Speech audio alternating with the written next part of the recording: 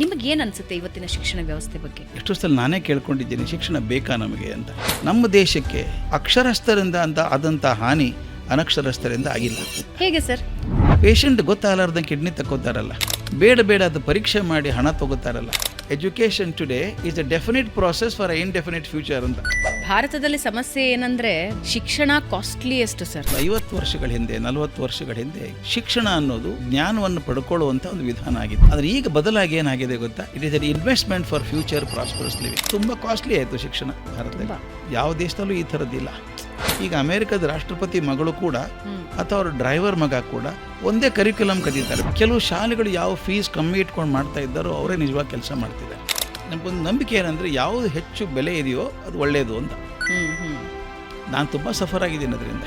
ಒಂದು ಹಳ್ಳಿಯಲ್ಲಿ ಒಂದು ತಾಲೂಕಾ ಜಾಗದಲ್ಲಿ ಒಬ್ಬ ಮನುಷ್ಯ ಶಾಲೆ ಕಟ್ಟುತ್ತಾನೆ, ಬೆಳೆಸ್ತಾನೆ, 1000 ಹುಡುಗರು ಇರ್ತಾರೆ ಅಲ್ಲಿ. ಸರ್ಕಾರಕ್ಕೆ ಯಾಕಾಗಲ್ಲ? ಇಷ್ಟು ದೊಡ್ಡ ಸರ್ಕಾರ, ಇಷ್ಟು ದೊಡ್ಡ ಬಜೆಟ್ ಇಟ್ಕೊಂಡು ಯಾಕಾಗಲ್ಲ? ನೋಡಯ್ಯ, ಕನ್ನಡ ಮೀಡಿಯಂ ಆದರೆ ನಿನ್ನ ಕೆಲಸ ಸಿಗಲ್ಲ. ಕನ್ನಡ ಅನ್ನದ ಭಾಷೆ ಅಲ್ಲ. ಹುಚ್ಚರಂಗೆ ಮಾತಾಡಿದ್ರು. ಭ್ರಮೆಯನ್ನು ಕ್ರಿಯೇಟ್ ಮಾಡಿದ್ದೀವಿ ನಾವು, ಇಂಗ್ಲೀಷ್ ಅನ್ನದ ಭಾಷೆ ಅಂತ. ಕನ್ನಡ ಕೂಡ ಅನ್ನದ ಭಾಷೆನೇ. ನನ್ನ ಕನಸು ಬಿಡೋದಕ್ಕೆ ಕನ್ನಡದಲ್ಲೇ ಕನಸು ಬೀಳ್ತಾವೆ, ಇಂಗ್ಲೀಷಲ್ಲಿ ಕನಸು ಬಿಡಲ್ಲ ನಮಗೆ. ಕನ್ನಡ ಮಾತೃಭಾಷೆ. ನನ್ನ ಸಂತೋಷ ಆದದ್ದೇನು ಅಂದರೆ, ನನ್ನ ಮಗ ಇಂಗ್ಲೆಂಡ್ ಕಲಿಯೋಕೆ ಹೋದ ಮಾಸ್ಟರ್ ಡಿಗ್ರಿ ಮಾಡೋದಕ್ಕೆ. ಅಮ್ಮನ ಊಟ ತಪ್ಪಿಸ್ಕೋತೀನಿ ಅಂತ ಅನ್ಲಿಲ್ಲ. ಅಪ್ಪ ಐ ಆಮ್ ಮಿಸ್ಸಿಂಗ್ ಕಗ್ಗ ನಾವು ಅಂತ. ನನಗನ್ನಿಸ್ತು ಗುಂಡಪ್ಪ ಇನ್ನೊಂದು ತಲೆಮಾರು ಬದುಕೊಂಡು. ಅಪ್ಪ ಅಮ್ಮನ ಸಂಬಂಧಗಳನ್ನು ಗಮನಿಸ್ತಾರೆ. ಅದು ಎಲ್ಲಿ ಸರಿ ಇರುತ್ತೋ ಮಕ್ಕಳು ಭದ್ರವಾಗಿ ಬೆಳೀತಾರೆ.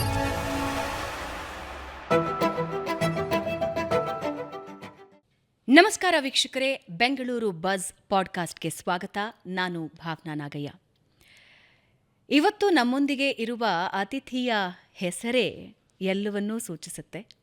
ಅವರ ಜೊತೆ ಕೂತಾಗ ನಾವು ಯಾವ ವಿಷಯದ ಬಗ್ಗೆ ಮಾತನಾಡಬೇಕು ಅನ್ನೋದನ್ನು ಕೂಡ ಒಂದು 4 ಸಲ ಯೋಚನೆ ಮಾಡಬೇಕಾಗತ್ತೆ. ಯಾಕಂದರೆ ಎಲ್ಲ ವಿಷಯಗಳ ಬಗ್ಗೆ ಅವರ ಜ್ಞಾನದ ಆಳ ಹಾಗಿದೆ. ಅತಿ ಕಿರಿಯ ವಯಸ್ಸಿನಲ್ಲೇ ಪ್ರಾಂಶುಪಾಲರಾಗಿ, ಮೊಟ್ಟ ಮೊದಲ ಪ್ರಾಂಶುಪಾಲರು, ಅತಿ ಕಿರಿಯ ವಯಸ್ಸಿಗೆ ಪ್ರಾಂಶುಪಾಲರಾಗಿ ಹೆಸರು ಮಾಡಿದವರು.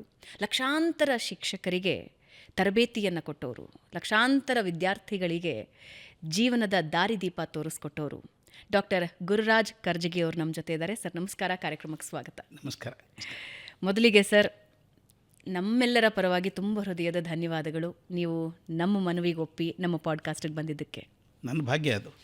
ಒಂದು ಇಂಥ ವಾಹಿನಿಯಲ್ಲಿ ಬಂದು ಮಾತಾಡೋದು ನನ್ನ ಭಾಗ್ಯ ಅಂತ ಭಾವಿಸಿದ್ದೇನೆ. ಧನ್ಯವಾದ ಸರ್. ಹೇಗಿದ್ದೀರಿ? ತುಂಬ ಚೆನ್ನಾಗಿದ್ದೀನಿ. ನಿಮ್ಮನ್ನು ಪಾಡ್ಕಾಸ್ಟ್ನ ಬಗ್ಗೆ ನಾವು ಬಹಳಷ್ಟು ಸಲ, ಬಹಳ ತಿಂಗಳುಗಳಿಂದ ನಿಮ್ಮನ್ನು ಕರೆಸಬೇಕು ಅಂತಿದ್ವಿ. ಬಟ್ ನಿಮ್ಮನ್ನು ಕರೆಸೋ ಸಂದರ್ಭದಲ್ಲಿ ನಾವು ಯಾವ್ಯಾವ ವಿಷಯಗಳನ್ನು ನಿಮ್ಮಿಂದ ಹೊರಗೆ ತೆಗೆಸಬೇಕು ಅನ್ನೋದ್ರ ಬಗ್ಗೆ ನಮ್ಮಲ್ಲೇ ಬಹಳಷ್ಟು ಚರ್ಚೆಗಳಿದ್ವು. ಆದರೆ ಅಂತಿಮವಾಗಿ ನೀವು ಏನನ್ನ ಸಮಾಜಕ್ಕೆ ಕೊಡ್ತಾ ಬಂದಿದ್ದೀರಾ ಅದೇ ವಿಷಯ ಮಾತಾಡ್ತಾ ಹೋಗೋಣ ಅನ್ನೋ ನಿರ್ಧಾರಕ್ಕೆ ಬಂದ್ವಿ. ಆಗ್ಬೋದು. ಶಿಕ್ಷಣ ಅನ್ನೋದು ಸರ್ ಯಾವುದೇ ಮಗುವಿನ ಜೀವನವನ್ನು ರೂಪಿಸುವ ಅತಿ ದೊಡ್ಡ ಶಕ್ತಿ. ಶಿಕ್ಷಣ ಸರಿಯಾದ ವಯಸ್ಸಿನಲ್ಲಿ, ಸರಿಯಾದ ರೀತಿಯಲ್ಲಿ ಮಗುವಿಗೆ ಶಿಕ್ಷಣ ಕೊಡಲಿಲ್ಲ ಅಂತ ಹೇಳಿದ್ರೆ, ಆ ಶಿಕ್ಷಣದಲ್ಲಿ ಸಮಸ್ಯೆಗಳಿದ್ದರೆ ಅದರ ಭವಿಷ್ಯವೂ ಕೂಡ ಸ್ವಲ್ಪ ಮಂದವಾಗ್ತಾ ಹೋಗುತ್ತೆ. ಲಕ್ಷಾಂತರ ಶಿಕ್ಷಕರಿಗೆ ತರಬೇತಿ ಕೊಟ್ಟಿದ್ದೀರಿ, ಲಕ್ಷಾಂತರ ವಿದ್ಯಾರ್ಥಿಗಳಿಗೆ ಜೀವನ ರೂಪಿಸಿದ್ದೀರಿ. ಇವತ್ತಿನ ಶಿಕ್ಷಣ ಮತ್ತು ಆಗಬೇಕಾಗಿರೋದೇನು ಅನ್ನೋದೇ ಒಂದು ದೊಡ್ಡ ಪ್ರಶ್ನೆಯೊಂದಿಗೆ ಇವತ್ತಿನ ನಾನು ಕಾರ್ಯಕ್ರಮ ಆರಂಭಿಸ್ತಾ ಇದ್ದೀನಿ ಸರ್, ಪಾಡ್ಕಾಸ್ಟ್ನ ಕಾರ್ಯಕ್ರಮ ಆರಂಭಿಸ್ತಾ ಇದ್ದೀನಿ. ಯಾಕೆಂದರೆ ಇವತ್ತಿನ ಶಿಕ್ಷಣ ನಾವು ನೋಡ್ತಾ ಹೋಗೋದಾದರೆ, ಭಾರತದ ಶಿಕ್ಷಣದ ಬಗ್ಗೆ ಅದೊಂದು ಪ್ರಶ್ನೆ ಯಾವಾಗಲೂ ಇದ್ದೇ ಇದೆ. ಬರೀ ಅಂಕಗಳ ಮೇಲೆ ನಿರ್ಧಾರಿತ, ರ್ಯಾಂಕುಗಳ ಮೇಲೆ ನಿರ್ಧಾರಿತ, ಅದು ಮತ್ತು ಜೀವನ ಎರಡೂ ಬೇರೆ ಬೇರೆಯಾಗಿ ನೋಡುವಂತಹ ಸಂದರ್ಭ ಬಂದಿದೆ ಅಂತ. ನೀವು ಶಿಕ್ಷಣ ನೀಡೋದಕ್ಕೆ ಆರಂಭಿಸಿದ ದಿನದಿಂದಲೂ ಇವತ್ತಿನ ಸ್ಥಿತಿಗೂ ವ್ಯತ್ಯಾಸಗಳೇನಾಗಿವೆ? ನಿಮಗೇನು ಅನಿಸುತ್ತೆ ಇವತ್ತಿನ ಶಿಕ್ಷಣ ವ್ಯವಸ್ಥೆ ಬಗ್ಗೆ? ನೀವು ಮೂಲಭೂತವಾದ ಪ್ರಶ್ನೆಯನ್ನೇ ಕೇಳಿದ್ದೀರಿ. ಶಿಕ್ಷಣ ಏನು? ಎಷ್ಟೋ ಸಲ ನಾನೇ ಕೇಳ್ಕೊಂಡಿದ್ದೀನಿ, ಶಿಕ್ಷಣ ಬೇಕಾ ನಮಗೆ ಅಂತ. ಯಾಕೆಂದರೆ ನನಗೊಂದು ವಿಚಿತ್ರ ಅನುಭವ ಆಗಿದೆ ವಿಚಿತ್ರ ಅನುಭವ ಅದು. ಹಿಂದಕ್ಕೆ ಖುಷ್ವಂತ್ ಸಿಂಗ್ ಅವರು ಎಡಿಟರ್ ಆಗಿದ್ದಾಗ ಇಲಸ್ಟ್ರೇಟೆಡ್ ವೀಕ್ಲಿ ಆಫ್ ಇಂಡಿಯಾ ಅಂತ ಒಂದು ವಾರಪತ್ರಿಕೆ ಬರೋದು, ಭಾಳ ಪ್ರಸಿದ್ಧವಾದಂಥ ಪತ್ರಿಕೆ. ಅದರೊಂದು ಲೇಖನ ಬರೆದು ನಾನು ಭಾಳ ಕಾಂಟ್ರವರ್ಷಿಯಲ್ ಮನುಷ್ಯ ಆಗಿದ್ದೆ. ಒಂದು ಲೇಖನ ಬರೆದಿದ್ದೆ, ಇಂಟೆಲೆಕ್ಚುವಲ್ ಡಿಸ್ಆನೆಸ್ಟಿ ಅಂತ ಬರೆದಿದ್ದೆ. ಇಂಟೆಲೆಕ್ಚುವಲ್ ಡಿಸ್ಆನೆಸ್ಟಿ ಅಂತ, ಬುದ್ಧಿವಂತರ ಅಪ್ರಾಮಾಣಿಕತೆ ಅಂತ. ಭಾಳ ಜನ ಹೇಳ್ತಾಯಿದ್ರು, ಭಾರತಕ್ಕೆ ಅನಕ್ಷರಸ್ಥರಿಂದ ಭಾಳ ತೊಂದರೆ ಆಗಿದೆ, ಅದರಿಂದ ದೇಶ ಮುಂದೆ ಹೋಗ್ತಾ ಇಲ್ಲ, ಅನಕ್ಷರತೆ ಹೋಗಬೇಕು ಅಂತ. ಖಂಡಿತ ಅದ್ರ ಒಪ್ಪೋನು ನಾನು, ಅನಕ್ಷರತೆ ಇರಬಾರ್ದು. ಅದು ನನ್ನ ವಾದ ಏನು ಅಂದರೆ, ನಮ್ಮ ದೇಶಕ್ಕೆ ಅಕ್ಷರಸ್ಥರಿಂದ ಅಂತ ಆದಂಥ ಹಾನಿ ಅನಕ್ಷರಸ್ಥರಿಂದ ಆಗಿಲ್ಲ. ಅಕ್ಷರಸ್ಥರಿಂದ ಆದ ಹಾನಿ ಅನಕ್ಷರಸ್ಥರಿಂದ ಆಗಿಲ್ಲ. ಹೇಗೆ ಸರ್? ಈಗ ಎಷ್ಟೋ ಜನ ಡಾಕ್ಟರ್ಸ್ ನೋಡ್ತೇವೆ, ಪೇಷಂಟ್ ಗೊತ್ತಾಗಲಾರ್ದಂಗೆ ಕಿಡ್ನಿ ತಕ್ಕೋತಾರಲ್ಲ, ಬೇಡ ಅದು ಪರೀಕ್ಷೆ ಮಾಡಿ ಹಣ ತೊಗೋತಾರಲ್ಲ. ಬೇಕಿಲ್ಲ ಅವ್ನಿಗೆ MRI ಸ್ಕ್ಯಾನಿಂಗ್, CT ಸ್ಕ್ಯಾನ್ ಬೇಕಿಲ್ಲ, ಗೊತ್ತಿದೆ ನನಗೆ ಡಾಕ್ಟ್ರಾಗಿ. ಆದರೆ ನಾನು ಇನ್ವೆಸ್ಟ್ ಮಾಡಿದ್ದೀನಿ, ದುಡ್ಡು ತಕ್ಕೋಬೇಕಲ್ಲ. ನಾನು MDಗೋಸ್ಕರ 3 ಕೋಟಿ ಕೊಟ್ಟು ಹೋಗಿದ್ದೆ ಅಂತ ತಕ್ಕೋಬೇಕಲ್ಲ. ವ್ಯಾಪಾರ ಆಯ್ತಲ್ಲಪ್ಪ ಇದು. ಈ ಕಿಡ್ನಿ ತಗೊಳ್ಳೋವಂಥ ಡಾಕ್ಟ್ರು ಅನ್ಎಜುಕೇಟೆಡ್ ಅಲ್ಲ, ಅವರು ಅತ್ಯಂತ ಶ್ರೇಷ್ಠ ಶಿಕ್ಷಣ ಪಡ್ಕೊಂಡಂಥವ್ರು. ದೊಡ್ಡ ದೊಡ್ಡ ಬ್ರಿಡ್ಜ್ಗಳು ಬಿದ್ದು ಹೋಗ್ತಾವಲ್ಲ, ಕಟ್ಟಿದವ್ರು ಯಾರು? ಶ್ರೇಷ್ಠ ಆರ್ಕಿಟೆಕ್ಟ್ಸು, ಇಂಜಿನಿಯರ್ಸ್ ತಾನೇ, ಅವ್ರಲ್ಲಿ ಒಳ್ಳೆಯ ಶಿಕ್ಷಣ ಪಡ್ಕೊಂಡವ್ರೆ ಅಲ್ವಾ. ದೊಡ್ಡ ದೊಡ್ಡ ಬ್ಯಾಂಕ್ಗಳಲ್ಲಿ ದೊಡ್ಡ ದೊಡ್ಡ ಮೋಸ ಆಗುತ್ತಲ್ಲ, ಸಾವಿರಾರು ಕೋಟಿ ಮೋಸ ಆಗುತ್ತಲ್ಲ. ಅನಕ್ಷರಸ್ಥ ಮಾಡೋಕ್ಕೆ ಸಾಧ್ಯವೇ ಇಲ್ಲ. ಪಾಪ ಅವ್ನಿಗೆ ಗೊತ್ತೂ ಆಗಲ್ಲ ಏನು ಮಾಡಬೇಕು ಅಂತ. ಅದನ್ನು ಮಾಡೋರು ಪಕ್ಕಾ ಚಾರ್ಟರ್ಡ್ ಅಕೌಂಟೆಂಟ್ಸ್ ಅಲ್ವಾ. ಅತ್ಯಂತ ಉನ್ನತ ಹುದ್ದೆಗಳನ್ನು ಪಡ್ಕೊಳ್ಳುವಂಥ ನಮ್ಮ IAS IPS ಅಂತ ಹೇಳ್ತೀವಿ, ನಮ್ಮ ಸಮಾಜದ ಕೆನೆಪದರು ಅಂತ ಹೇಳ್ತೀವಿ ಅವ್ರನ್ನೆಲ್ಲ. ಶ್ರೇಷ್ಠ ಶಿಕ್ಷಣ ಪಡ್ಕೊಂಡವರು ಅವರು ಭ್ರಷ್ಟರಾದದ್ದನ್ನು ಕಂಡಿಲ್ವಾ ನಾವು? ಒಬ್ಬ IAS IPS ಅಧಿಕಾರಿ ಮಾಡುವಂಥ ಭ್ರಷ್ಟತನವನ್ನು ಒಬ್ಬ ರೈತ ಎಂದಿಗೂ ಮಾಡೋಕ್ಕೆ ಸಾಧ್ಯ ಇಲ್ಲ. ನನಗೆ ಹೆದರಿಕೆ ಬರೋದು ಇದು. ಒಬ್ಬ ಶಿಕ್ಷಣದಲ್ಲಿದ್ದಂಥ ವ್ಯಕ್ತಿಯಾಗಿ, ಶಿಕ್ಷಣ ತಜ್ಞ ಅಲ್ಲ ನಾನು, ಶಿಕ್ಷಣದಲ್ಲಿದ್ದಂಥ ವ್ಯಕ್ತಿ, ಗಾಬರಿ ಆಗತ್ತೆ ನನಗೆ. ಯಾಕೆ ಕೊಟ್ವಿ ಶಿಕ್ಷಣ ಇವರಿಗೆ? ಯಾಕೆ ಕೊಟ್ವಿ? ಅತ್ಯಂತ ಉನ್ನತ ಶಿಕ್ಷಣ ಪಡ್ಕೊಂಡಂಥವ್ರು ಇವರು ದೇಶಕ್ಕೆ ಪೂರಕವಾಗುವ ಬದಲು ಮಾರಕ ಆಗಿಬಿಟ್ರಲ್ಲ. ಯಾಕೆ ಆಯಿತು ಹೀಗೆ? ನನಗೆ ಚಿಂತೆ ಮಾಡಬೇಕನ್ಸುತ್ತೆ. ಬಹುಶಃ ನಾವು ಶಿಕ್ಷಣದಲ್ಲಿ ಅವರಿಗೆ ವಿಷಯಗಳನ್ನು ತಿಳಿಸಿದ್ವಿ, ಮಾರ್ಕ್ಸ್ಗಳು ಬರೋ ಹಾಗೆ ಮಾಡಿದ್ವಿ, ಅದರ ಮೌಲ್ಯಗಳನ್ನು ಕಲಿಸಲಿಲ್ಲ ಅಂತ ಅನಿಸ್ಬಿಡ್ತು. ಯಾವ ಶಿಕ್ಷಣ ಮೌಲ್ಯವನ್ನು ಕಲಿಸೋದಿಲ್ವೋ ಒಬ್ಬ ಅಭಿಮಾನ್ಯ ಶೂನ್ಯನಾದಂಥ, ದೇಶಪ್ರೇಮ ರಹಿತನಾದಂಥ ವ್ಯಕ್ತಿಯನ್ನು ಸೃಷ್ಟಿ ಮಾಡ್ತದೆ. ಒಂದು ಸ್ವಲ್ಪ ಹೇಳಬೇಕು ನಾನು ನಿಮಗೆ. ನಾನು ಎಷ್ಟೋ ಸಲ ವಿಚಾರ ಮಾಡಿ ಮಕ್ಕಳಿಗೆ ಏನು ಕೊಡಬೇಕು ನಾವು ಶಿಕ್ಷಣದಲ್ಲಿ. ಈ ಸೈನ್ಸು, ಗಣಿತ, ಸೋಷಿಯಲ್ ಸೈನ್ಸು ಕಲಿಸ್ತೀವಿ, ಮಾರ್ಕ್ಸ್ ಬರುತ್ತೆ, ಅಪ್ಪ ಅಮ್ಮ ಖುಷಿ, ನಾವು ಖುಷಿ, 98% ಬಂತು, ನಮ್ಮ ಹುಡುಗ ಹೆಂಗಾದ್ರು. ಇದು ಸಾಕಾ? ನನಗೆ ಒಂದು ವಿಚಿತ್ರ ಅನುಭವ ಆದದ್ದು. ಭಾಳ ಹಿಂದೆ ನಾನು ಪಾಠ ಮಾಡೋದಕ್ಕೆ ಅಮೇರಿಕಕ್ಕೆ ಹೋದಾಗ ಒಂದು ಸಲ ಲಾಸ್ ಆ್ಯಂಜಲೀಸಿಗೆ ಬನ್ನಿ ಅಂತ ಕರೆದ್ರು. ಒಬ್ಬರು ಮನೆಗೆ ಹೋಗೋಣ ಅಂತ.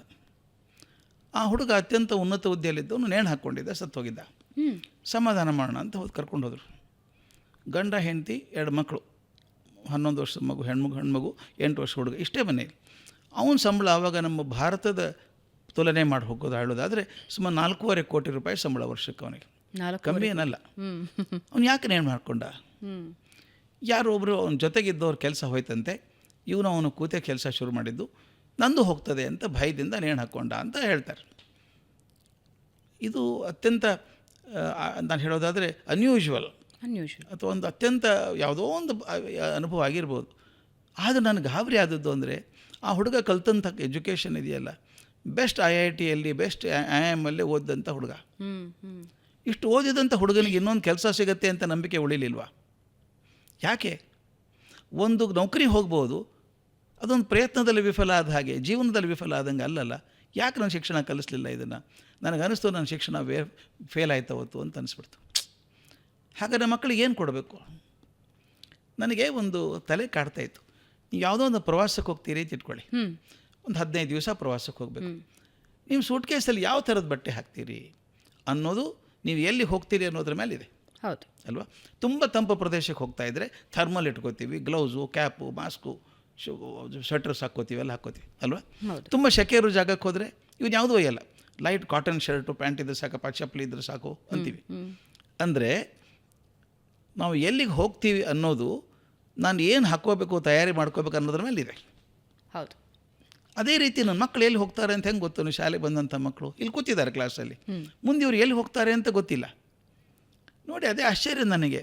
ಮುಂದೆ ಅವರು ಏನು ಮಾಡ್ತಾರೆ, ಏನು ಎಲ್ಲಿ ಹೋಗ್ತಾರೆ ಅಂತ ಗೊತ್ತಿಲ್ಲದೇ ನಾ ಪಾಠ ಮಾಡ್ತಾಯಿದ್ದೀನಿ. ಅದಕ್ಕೊಂದು ಆರ್ಟಿಕಲ್ ಬರೆದಿದ್ದೆ ನಾನು, education today is a definite process for a indefinite future ಅಂತ. ಭವಿಷ್ಯ ಗೊತ್ತಿಲ್ಲ, ನಾನು ಕಲಿಸ್ತಾ ಇದ್ದೀನಿ. ಆ ಹುಡುಗನ ಬೇಕೋ ಬೇಡವೋ ಗೊತ್ತಿಲ್ಲ, ಕಲಿಸ್ತಾ ಇದ್ದೀನಿ ನಾನು. ನನಗೊಂದು ಪದ್ಧತಿ ಇದೆ, ಸಿಲೆಬಸ್ ಇದೆ, ಮಾಡ್ತಾಯಿದ್ದೀನಿ. ಪ್ರಯೋಜನ ಆದೀತಾ? ನನಗೆ ಸೂಟ್ ಕೇಸ್ ಯಾವಾಗಲೂ ಕಾಡ್ತಾಯಿತ್ತು. ಹೆಂಗೆ ಹುಡುಗರು ಸೂಟ್ ಕೇಸ್ ಹೆಂಗೆ ಪ್ಯಾಕ್ ಮಾಡೋದು ನಾನು? ಭವಿಷ್ಯದಲ್ಲಿ ಬದುಕೋದು ಹೇಗೆ? ಇದಕ್ಕೆ ಸೊಲ್ಯೂಷನ್ ಸಿಕ್ತು ನನ್ನ ಕಡೆ. ಸಿಕ್ತಾ? ಎಷ್ಟೋ ವರ್ಷ ಆದಮೇಲೆ ನಾನು ನನ್ನ ಹೆಂಡತಿ ಇಂಗ್ಲೆಂಡಿಂದ ಪ್ಯಾರಿಸ್ಗೆ ಹೋಗ್ತಾಯಿದ್ವಿ, ಲಂಡನ್ನಿಂದ. ಅದೊಂದು ಟ್ರೈನ್ ಇದೆ, ಸಮುದ್ರ ಕೆಳಗೆ ಹೋಗುತ್ತೆ, ಅದೊಂದು ಪವಾಡನೇ ಅದು. ನಾವು ಕೂತ್ಕೊಂಡ್ವಿ, ಟ್ರೈನ್ ಶುರುವಾಗಿ ಒಂದು 10 ನಿಮಿಷ ಆಗಿರಬೇಕು. ಒಂದು 8 ಜನ ಹುಡುಗರು ಹುಡುಗಿಯರೆಲ್ಲ 30-35 ವರ್ಷದವರು, ಈ ಬರ್ಮುಡಾ ಟೀ ಶರ್ಟ್ ಹಾಕ್ಕೊಂಡು, ಹೇಗೆ ದೊಡ್ಡ ದೊಡ್ಡ ಬ್ಯಾಗ್ ಹಾಕ್ಕೊಂಡು, ಬ್ಯಾಕ್ ಪ್ಯಾಕ್ ಅಂತಿರ್ತಲ್ಲ, ಹಾಕ್ಕೊಂಡು ಗಲ್ಲ ಸಪ್ಲೈ ಮಾಡ್ತಾ ಬಂದರು. ಅಲ್ಲಲ್ಲೇ ಕೂತ್ಕೊಂಡ್ರು. ನನ್ನ ಪಕ್ಕ ಒಬ್ಬ ಹೆಣ್ಮಗಳು ಕೂತ್ಕೊಂಡ್ಳು. ನಾನು ಬೇಗ ದೋಸ್ತಿ ಮಾಡ್ಕೋತೀನಿ. ಆಕೆನ ಕೇಳಿದೆ, ಎಲ್ಲಿ ಹೋಗ್ತೀರಿ ಅಂತ ಕೇಳಿದೆ. ನಾನು ಸರಿಯಾದ ಪ್ರಶ್ನೆ ಕೇಳಿದೆ ಅಂದ್ಕೊಂಡಿದ್ದೆ.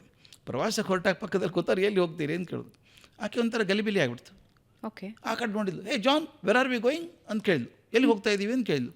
ಎಲ್ಲ ಇವನ ಊರಿಗೆ ಹೊರಟಿದ್ದಾಳೆ, ಟ್ರೈನಲ್ಲಿ ಕೂತಿದ್ದಾಳೆ, ಟ್ರೈನ್ ಹೋಗ್ತಾ ಇದೆ, ಎಲ್ಲಿ ಹೋಗೋದು ಗೊತ್ತಿಲ್ಲ ಆಕೆಗೆ. ಅವ್ನು ಹೇಳಿದ ಪ್ಯಾರಿಸ್ ಅಂದ. We are going to Paris ಅಂದ್ಲು. ನಿನಗೆ ಗೊತ್ತಿರಲಿಲ್ವಾ ಅಂತ ಕೇಳಿದೆ. ನನಗೆ ಗೊತ್ತಿರಲಿಲ್ಲ. ಮತ್ತು ಹೆಂಗೆ ಹೊರಟ್ರಿ ಅಂತ ಕೇಳಿದೆ. ನಾವೊಂದು ಗ್ಯಾಂಗೇ ಇದೆ ಸರ್, ನಮ್ಮದು 15-20 ಜನದ್ದು, ನಾವು ಬರಹಗಾರರು.